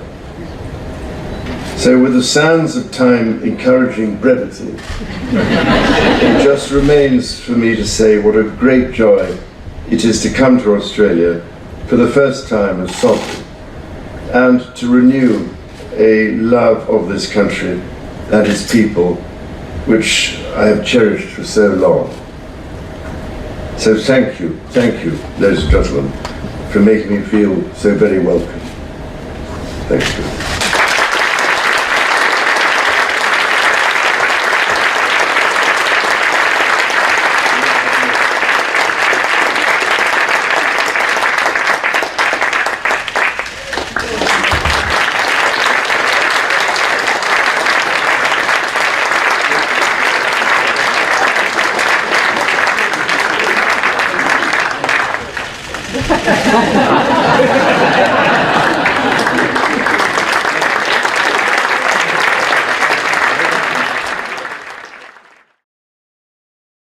Well, you get the idea, and it's just one of those things where perhaps he becomes younger looking, perhaps he becomes different or enhanced in some way as far as technologically speaking. I mean, who knows what's going to happen, but you can see that this video was just posted as of right now 17 hours ago, so he is currently in Australia on the Australian tour of the Commonwealth, because Australia is a Commonwealth country. So he is just as much king there as he is in England. So anyway, I thought that was kind of interesting about the sands of time, as he calls it, the sands of time hourglass gift. So very wild, very wild. But we'll have to just keep a sharp eye on it and see how things unfold. But I do think something will happen to him at some point, probably early in the year next year. And I'm saying that only based on the timeline that I showed you guys earlier. January 2025 seems to be when all this stuff kicks off. And I'll say that with the caveat of it could be March. It could be as late as March, only because of the way things unfold biblically with the last 3.5 years. So I would say just the zone there, the zone of when to really watch things with Charles would be between January and March next year. So yeah, and then Kathy says, speak of the devil. Yep, exactly. So to me, Charles is the number one prime candidate person to watch out there, and that hasn't really changed for me at all. But the last video that we watched with this guy talking about how the transhuman Antichrist could be a thing. It could be that the human person, whoever is the Antichrist, is indwelled with not only the spirit of Satan, but also infused with transhuman technology. Then you're talking about something that's very interesting and certainly superior to humans, as it were, at least as far as the way God created us versus where transhumans want to take us. So, interesting stuff. All right, and then I found this article on The Intercept. The Pentagon wants to use AI to create deepfake internet users. Department of Defense wants technology so it can fabricate online personas that are indistinguishable from real people. We've heard that a lot lately, indistinguishable from humans. It says U.S. Secretive Special Operations Command is looking for companies to help create deepfake internet users so convincing that neither humans nor computers will be able to detect that they're fake. The plan, mentioned in a new 76-page wish list by the Department of Defense's Joint Special Operations Command, JSOC, outlines advanced technologies desired for the country's most elite clandestine military efforts. So that does not sound good, does it? Anyway, yeah, they'll probably turn them all into online trolls, if you ask me. That's kind of what it sounds like. A troll army of AI and deepfakes. But yeah, and then be able to become you online, perhaps. That might be part of where they're going with this. But this is an article on The Intercept. And again, we'll link to this in all the articles that I mentioned tonight in the Substack post that I send out on Tuesday. All right, campus reform article. Illinois bill would give colleges taxpayer dollars for each minority student enrolled. Black and Hispanic students would allegedly generate $6,000 and $4,000 respectively for universities, whereas white and Asian students would be worth no new funds. It's time for us to prioritize equitable funding for higher education institutions and ensure that every student has the opportunity to fulfill their potential, unless you're white or Asian. See how that goes? So, diversity, equity, and inclusion, known as DEI, just reverse those last couple letters and you'll understand what they're trying to do. They want us to die. Yep. Yeah, so $4,000 per Hispanic student, $6,000 per black. I don't know what illegals would get, probably even more than the blacks.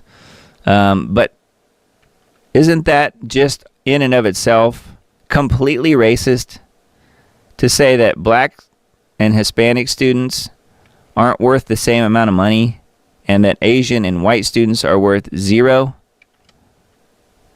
I mean, there is so many different ways you can go with this whole story. But this is on campus reform. I mean, this is a legitimate site and a legitimate article about something they're actually planning to do. And based on that, I found this meme. And it's a little hard to see because it's dark, but you get the idea here. You have the black, the yellow, and the brown, and then this is the majority of people. The majority. White people right here. You can see that. And then you can also tell that by the top. It says white people be like that, and then gotta help the minorities. Gotta help the minorities. So, but yeah, this is where you have other colored races, other colored people, and then white people up there, and white people up here, and white people down there. So I just thought that meme was kind of telling. Not exactly accurate, but it is kind of funny. Minorities versus the majority. Yep, got to help the minorities, and you have to do it with DEI.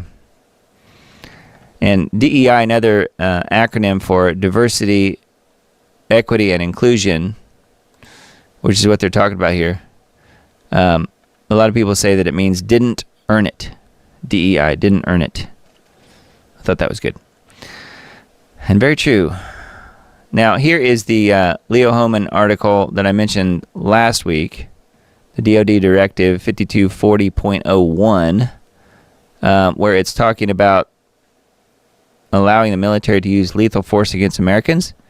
And I had a friend on Facebook say that I needed to talk about this more. Now, the video that I showed at the very beginning of this show tonight did go into this quite a bit. So the DoD directive where they're authorizing lethal force.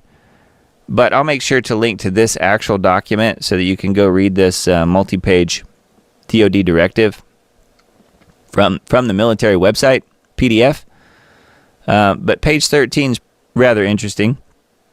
Levels of authority, and I think Greg Reese showed this particular page in his video at the beginning of the broadcast tonight. But yeah, levels of authority, 3.3 is the section that it's in. And then talking about the Secretary of Defense approval. And then it says assistance in responding with assets with potential for lethality or any situation in which it is reasonably foreseeable that providing the requested assistance may involve the use of force that is likely to result in lethal force, including death or serious bodily injury. It also includes all support to civilian law enforcement officials in situations where a confrontation between civilian law enforcement and civilian individuals or groups is reasonably anticipated. Sounds like civil war to me, doesn't it, you? Such use of force must be in accordance with DoD 5210.56, potentially as further restricted based on the specifics of the requested support.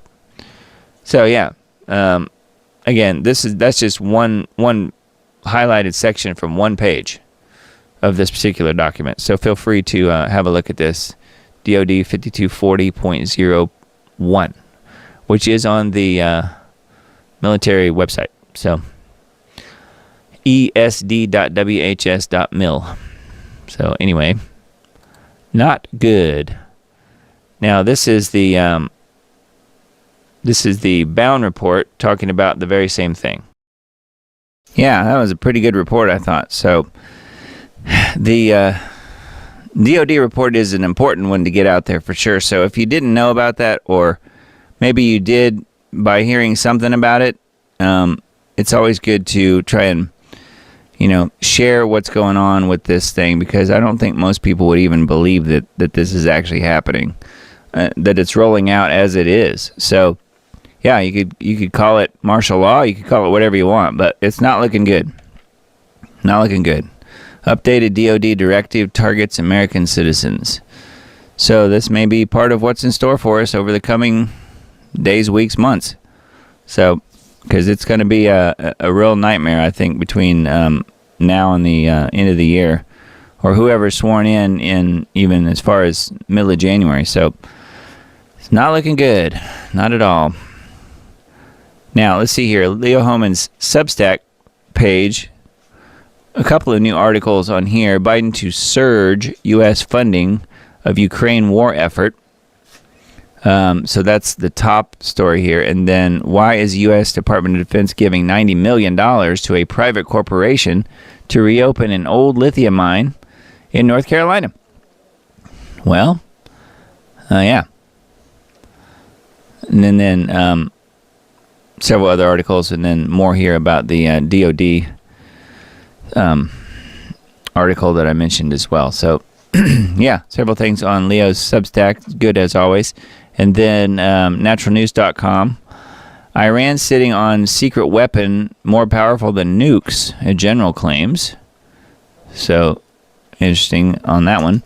And then key factor in the Democrat Communist Manifesto includes violent crime occurring everywhere, so Americans beg for more police state.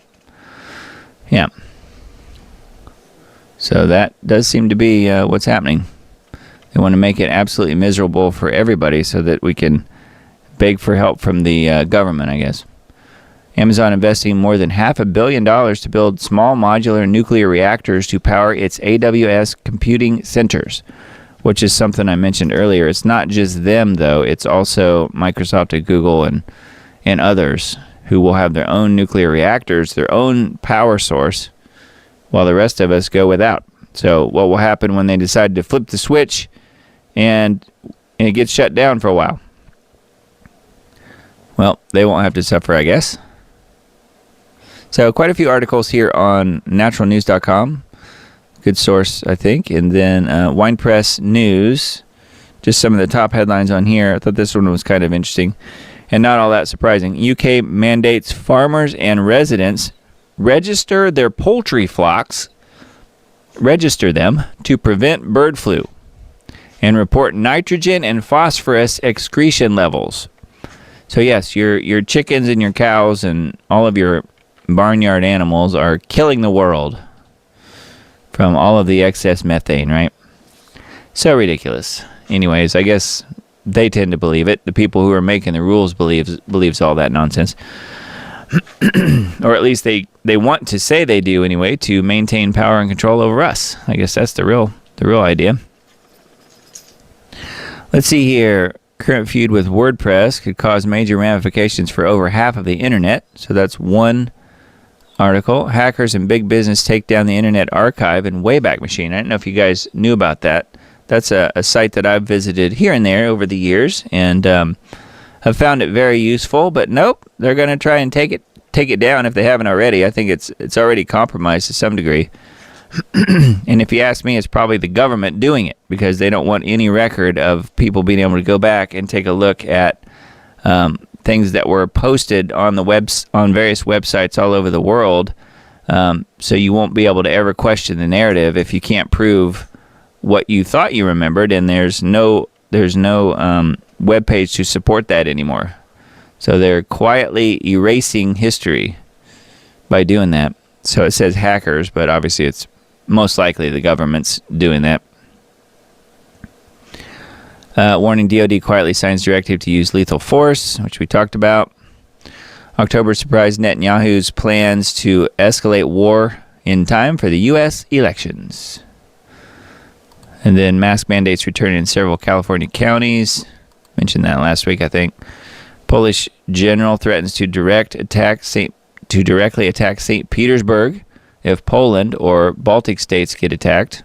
St. Petersburg is one of those cities that I've mentioned that I felt like it's very possible that our crazy governments in charge over here might very well try and do something against Moscow and or St. Petersburg. So it's something to watch for sure. Anyway, that's some of the articles and headlines over on WinePress News. So then let's see here, some of the headlines on Gateway Pundit. Just go through a few of the top headlines here instead of pulling up all of these different ones. Barack Obama holds tiny rally for Kamala in Las Vegas high school gym. So maybe the crowds are getting even smaller for her. I don't know. Let's see what else we have here.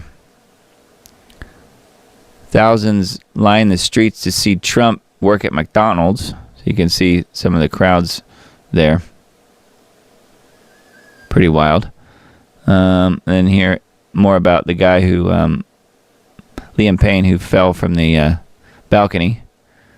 Says Liam Payne believed to have been on powerful hallucinogen during the fall from the balcony. What did he see? Well, he probably saw the pavement right before he hit. Other than that, who knows? But that was a very strange story to see that happened to him. Let's see what else we have. Socialist paradise Cuba suffers 2 major power outages in 24 hours that left the whole island in the dark. And now Hurricane Oscar is coming. Yeah, Oscar is may be hitting now, actually. Let's see. I don't know. I guess that's pretty much all of the main headlines on the Gateway Pundit. And then this is one that I mentioned earlier. Kentucky man declared brain dead, wakes up during organ harvesting operation, opened his eyes, and started crying. Very strange. Kentucky man who was declared brain dead woke up as surgeons were in the middle of harvesting his organs. In the middle of it. Guardian reported that Anthony Thomas Hoover II was taken to the Baptist Health Hospital in Richmond, Kentucky in 2021 due to suffering from cardiac arrest. I wonder why. What happened in 2021? I wonder why this is just now coming out, 3 years later. Family members were later told by doctors that Hoover lacked any reflexes or brain activity and was later taken off of life support. He was a registered organ donor, so don't ever sign those organ donor things on the back of your driver's licenses, by the way. I've heard that from multiple people, and we had a guest on Lost Arts Radio years ago who talked about that very thing. How you're worth more dead than alive, as far as a doctor goes, as far as a hospital goes, because they can vivisect you up and sell you off in various pieces and make all kinds of money for the hospital. So if you sign those organ donation cards, you're asking for trouble. If you're ever in a situation where you are completely incapacitated. So just be very, very careful. It says family members were told by doctors it was just reflexes. It's a normal thing. It says the evaluation process began. Hoover's eyes opened up and he started to look at his loved ones in the room. They said, nope, it's just reflexes. It's a normal thing. They wanted to go ahead with the procedures. So that's what's really strange here. Hoover's body was taken into surgery to have his organs removed, but surgeons stopped the process after he started to thrash and cry visibly. The doctors then came out and told Hoover's family he wasn't ready and instructed family members to take him back home and make him comfortable. So, yeah, somewhere said, I think it was in this article, said that the doctor that was supposed to be doing the operation said that they couldn't go through with it and to find someone else who could. So they were still going to go through with it. But then he woke up. So, very strange. But yeah, that was not recent, although the article is recent. I've seen this article in several different places, so I'm not sure why it took 3 years for it to show up everywhere, but it did. Now, let's see here. Truth in Media this week, which is Ben Swann's site, the Kamala collapse, analyzing the Bayer interview. So there's more here about this. I don't think it's as much clips from the interview as it is them analyzing what happened. So probably worth a view if you want to check it out. Truth in Media does good work, I think. So there's that. And then this is the video that we watched earlier, Optogenetics and the Secret Worldwide Nanotech Experiment, Mind Control Through Light. Again, this is something that Hope and Tavon have talked about on their various broadcasts and her blog and stuff like that. So I think this Greg Reese video that we watched earlier tonight was really key for understanding a little bit of what's going on with that. Yeah, talking about the mice and the the implanted nanotech in them. Optogenetics stimulates certain neurons with light. Researchers suggest a relationship between the and the invisible light, which is constantly flashing from our mobile phones. And that is mentioned in the video. Yeah, so again, if you haven't seen Hope and Devon's work, definitely check them out. They're probably the easiest way to see some of their interviews is on Maria Z's channels, zmedia.com. And it's Z with 3 E's, I believe, if it's how she spells it. And then, let's see, some of the headlines on notthebee.com. Some of them are more serious. Other ones are just more type like comedy or funny type things. But Lizzo saying if Kamala wins, the whole country will be just like Detroit. Yep, I guess she thinks that's good. Musk is giving away $1 million a day to people who pledge to support the First and Second Amendments, and he has announced the first winner in person last night. So he's given $1 million to people who pledge to support the First and Second Amendments. So there you go. If you want $1 million, go register, I guess. Maybe a win. And then it says, I put these videos of Kamala back to back so we can all experience her joy.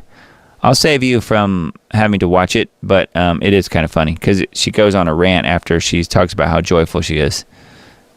It's pretty funny. And then, so that's on Not the Beat, and then this one as well. I thought this was a little ironic. Huge state-of-the-art fire station burns down because they didn't have any fire alarms. So this is another one of those kind of sign of the times sort of things. This is how ridiculous we live in. Idiocracy now, I guess. I don't know. Someone must have left the irony on. A fire station in Germany, state-of-the-art multi-million-dollar fire station, along with 10 fire trucks, burned to the ground this week because they hadn't installed any fire alarms. A new fire station was hailed in local newspapers, a modern state-of-the-art building when it opened last year, but months later, the firefighters and others in the region found themselves in the embarrassing situation of trying to put out a blaze at their own premises. They never installed fire alarms because technically they were classified as a storage facility, meaning there were no regulations to require fire alarms like there would be at a residence or a place of business. It says, but dudes, you're in the fire department. It's state of the art. Can't you go above and beyond? And then this one's for you ladies out there. I know a number of ladies who like to look at Pinterest. And I thought this was kind of a little bit of a realistic slap in the face for people who love Pinterest, because this person says, I tried living like a cozy Pinterest board for a week, and it was a perfectly pin-worthy disaster. So I was talking about all these crazy things that you see on Pinterest, which I don't ever look at it. I think it's maybe a girl thing. I don't know. But I know people who really like to look at this stuff. And then what's funny, though, is that they created these pictures, like really professionally looking shots like this one, of some of the aftermath and what happens when you're trying to do some of the things that there's talked about in various Pinterest boards. So I thought it was kind of funny. Like this first one here says, talking about this particular picture, it says, by the time I was ready to eat, the toast was stone cold, the avocado had that weird brown tint, and the smoothie bowl, ? Well, it was caving in on itself, losing its luster and temperature. Turns out the real tragedy of Pinterest breakfast is that they look a heck of a lot better than they taste after an iPhone photo shoot. Anyways, we'll link to this in the Substack post as well. Wickedly News is where that is. Talking about Pinterest boards. Thought that was silly. War. Xi Jinping orders Chinese Communist military to prepare for imminent global conflict after Israeli plans to attack Iran leaked, which is what we've been talking about all night here. NATO plans to provide Ukraine nuclear weapons, reported by Germany's largest newspaper. So it is getting ramped up more and more and more every single day, it seems like. AJ breaks down Chinese President Xi Jinping's orders to the People's Liberation Army to prepare for imminent war in response to NATO's plans to transfer nuclear weapons to Ukraine and Israel's leaked plan to attack Iran. So that does seem to be where it's headed. Hopefully it won't happen, but it's not looking too good. This is a Ben Garrison cartoon I found. I thought that was very appropriate. Certainly very realistic. The slippery slope of censorship. You can see all of us sliding down the hill. Misinformation, disinformation, hate, quote, hate speech, blocked, banned, lost jobs, fines, bank account seizures, and imprisonment. And they forgot to mention death. That's coming on. I think that's probably coming very soon too. If you go against what the big companies say. And here's Zuckerberg up here laughing it up as Kamala and Hillary smash people in the faces. So, yep. Not that unrealistic, actually. CNN panelist says white people should be held accountable if they don't vote for Kamala. CNN commentator, I mentioned this earlier tonight, declared Saturday that white people who don't vote for Kamala to save democracy won't be able to escape the accountability that they must face. They must face. The remarks were made by Angela Rye during a discussion on the network in which she attempted to move blame for Harris's dismal polling numbers away from black men. Rye stated, the responsibility of saving democracy should be on the largest demographic in this country, and that is white men and women. So, another threat. Too funny. But that's what they do on CNN. That's all they have left. That article is on modernity.news. And then vaccine impact articles for this week, new ones. 10,000 body bags were not enough. Updates from the ground in North Carolina disaster relief. So, yeah, 10,000 body bags. And I think probably at least 2 weeks ago now, maybe 3, one of the things I mentioned was that the FEMA people off the record were told just to add a couple of zeros, quote unquote, add a couple zeros to the number of 200 dead. That was the official number early on, remember? 200 dead. Nope, they said add a couple zeros. So this article definitely puts that into perspective. So 10,000 body bags were not enough. Texas father accused of bogus shaken baby syndrome scheduled to be first person ever executed over shaken baby syndrome tonight. I think that has been stayed. I think he was not executed from last I heard. Shaken baby syndrome is usually, from what I can tell, pretty much always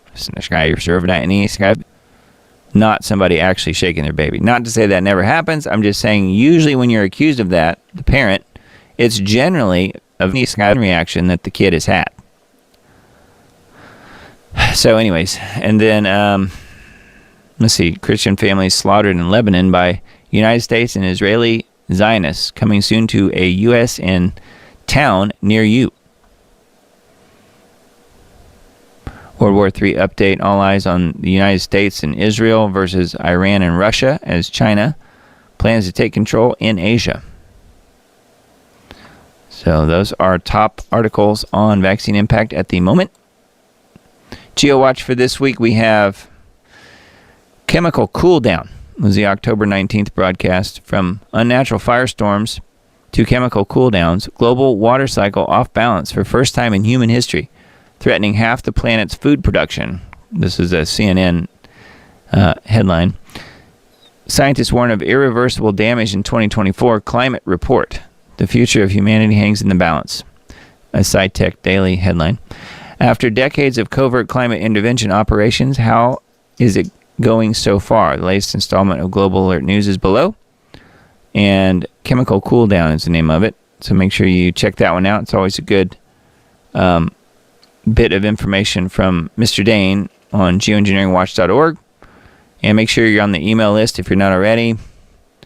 And you'll get the those not only the Global Alert News as he puts them out every week, but some of the other articles and videos that he puts out as well, which doesn't happen every week, but it's pretty often. So you'll get those in your inbox as well. It's always a good thing to stay on top of if possible. And then the scheduled weather for the week, we have October 26th through 30th. Looks like it's going to warm up. It's been cool where I am, but I know it's supposed to warm up. And look for that to happen very soon, I guess. October 26th through 30th, it's looking pretty much above normal temps throughout most of the U.S. So, and then crazy precipitation outlook. So anyway, that's on NOAA. That's NOAA's scheduled weather coming up for the next little while. And then Israel 365, I thought this was rather humorous. Says fierce, exclamation point. Netanyahu responds to Hezbollah attack with biblical message, exclamation point. It's like the people that write these headlines are like, I don't know, teenage girls or something. They have all the exclamation points in there. Here, I'll roll it up here so you can see it. Fierce. So, yeah, and then biblical message. Are you kidding me?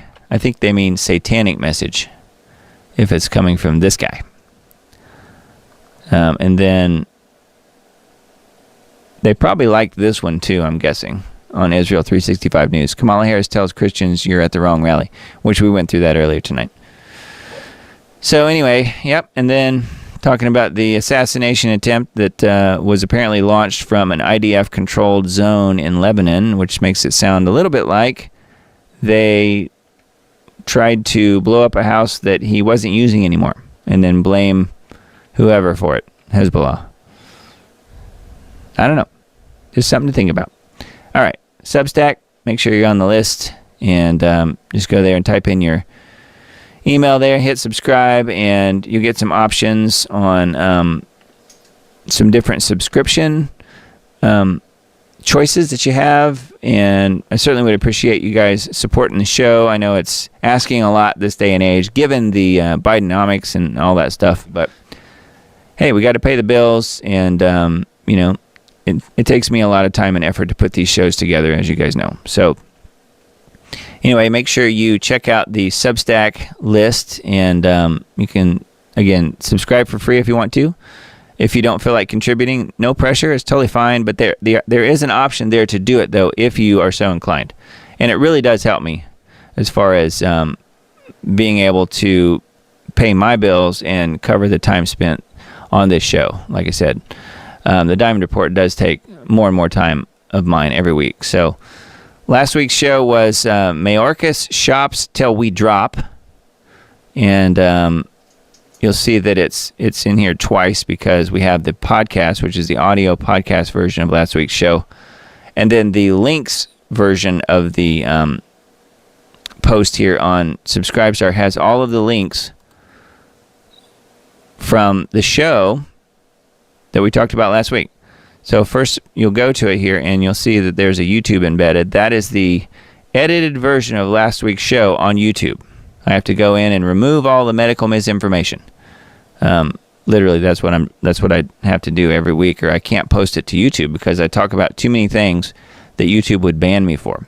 So I have to go through and remove all of that information and then post it. So note that I am also on Apple Podcasts and Spotify, if you guys didn't already know that. I've been on there a while now, but I am on there if you want the audio version of the show ever. I link to those here on my Substack, but I also try and put that in other places as well, like on Facebook and some of the other places that you might be connecting with me on. And I would note, too, that looking back at this homepage here, if you go to the homepage and you scroll down a little ways, you'll see all of the different platforms that I'm on. All these right here, Diamond Report links. So you'll see Spotify, Apple Podcasts are at the top there, and then Twitter, Facebook, YouTube, TikTok, which I'm not really using anymore. I didn't really get banned from there, but if I put anything on TikTok, it pretty much does get either banned or heavily throttled to where no one really sees it. So I'm not really having much luck with that, although the account does still exist and it's linked to here. Rumble, BitChute, Brighteon, and then some of the other platforms I use as well, Telegram and Minds and so on. So they're all there, and it's a good way to stay in touch with what I'm doing if you're interested. And the links page, though, the links has all of the links to the various articles from last week. So if you scroll down just a little ways here, you'll see article links. And so these are all of the articles and videos and things that I mentioned on last week's show. So there's a lot of them. So it takes a while to put all this stuff together every week. So just wanted you guys to know. And another way to support the show, this is something that I'm working on. That's why it's got a giant yellow box on it at the moment. But hopefully this will be up and running in the next, few days. It says that they are currently experiencing a high volume of submitted profiles.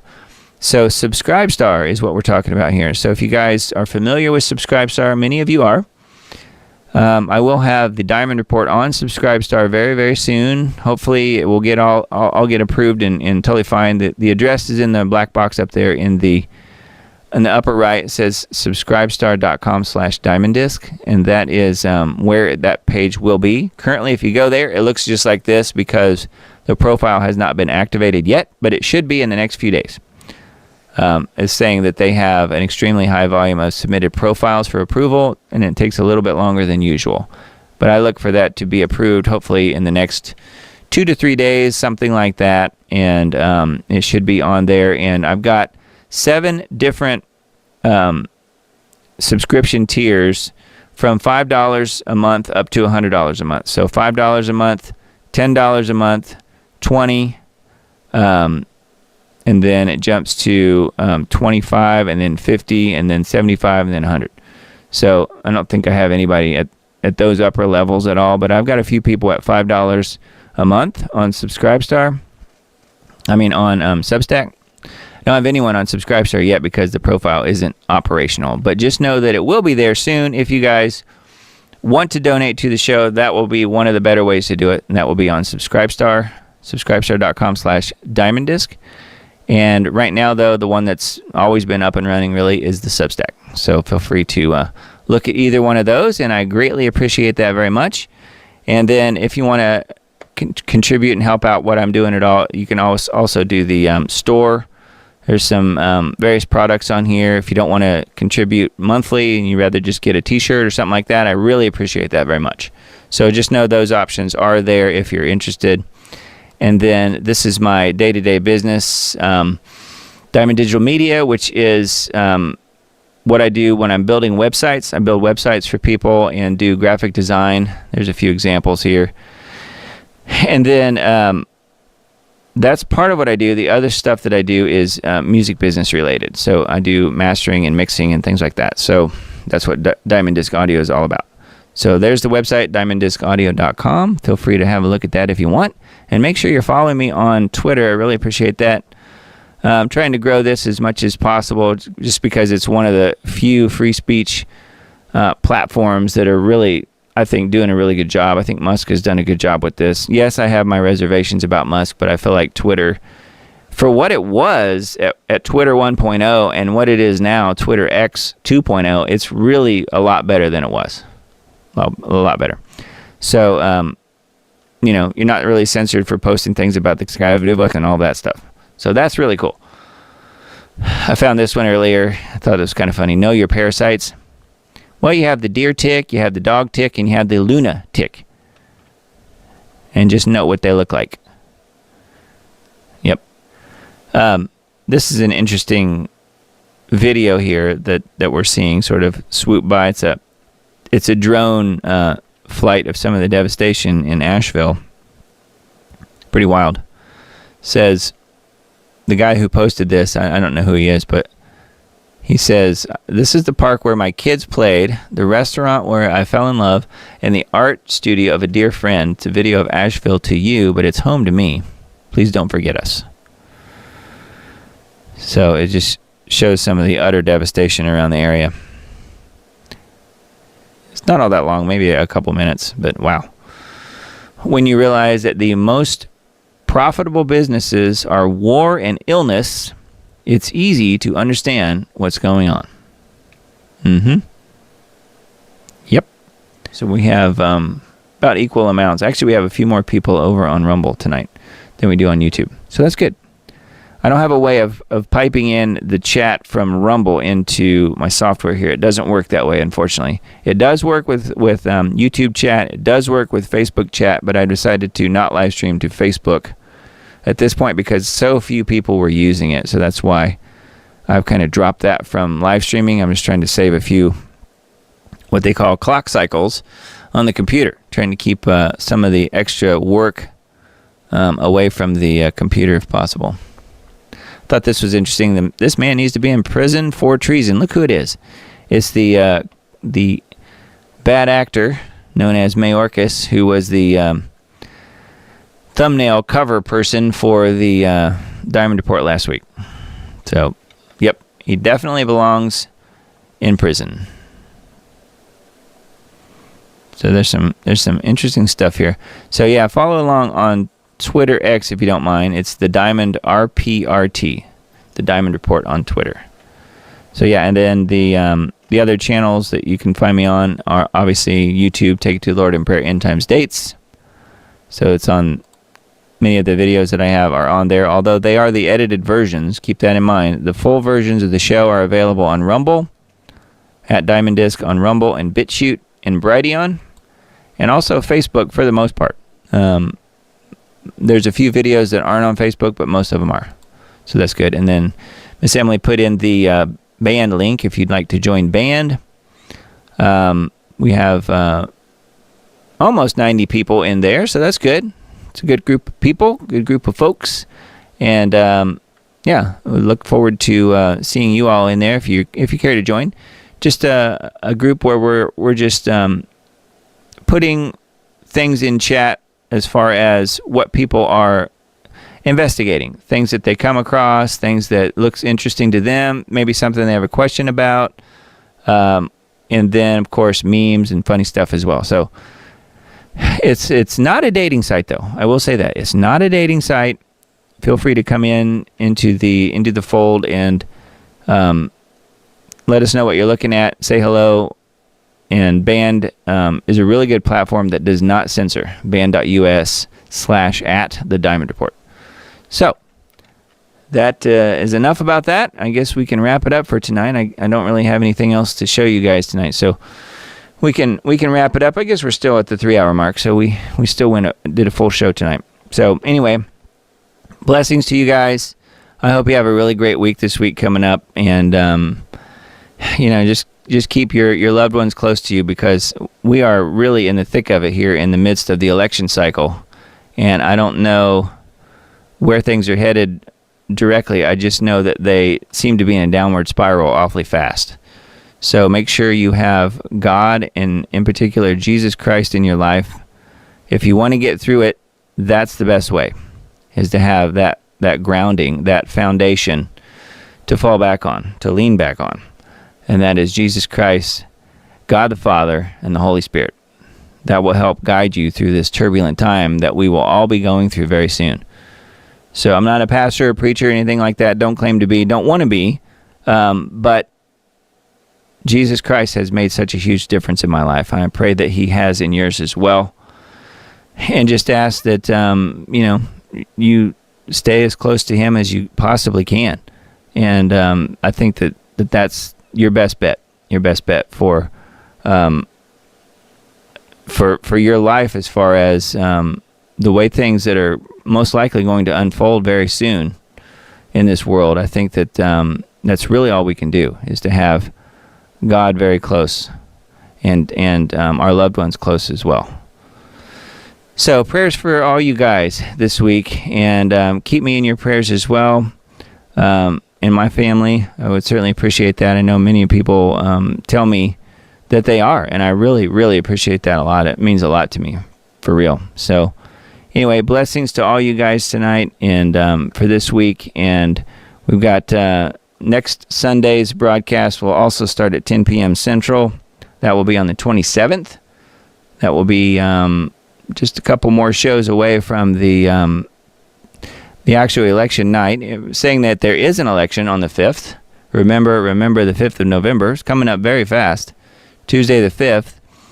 If we're all still around and still broadcasting, still have electricity, and still all of that, then we may talk about doing a special election night type of thing. We'll see how that all unfolds. I haven't really ruled that out yet, but that would be on 11/5 if we do a election night type of broadcast. We'll see. We'll see how it goes. I'll just put it out there, and we'll see exactly how things unfold. It could be that none of it even happens. I don't know. I'm still sort of on the fence as to even if we even have an election this year, and I've kind of been that way the whole last year or two, honestly. But who knows? Who knows? But I guess we'll see very soon. So it's about 1 a.m. here. It's getting kind of late. I'm going to turn in for the night, but blessings to all you guys, and I'll talk to you guys again very soon. Love you all. Talk to you later.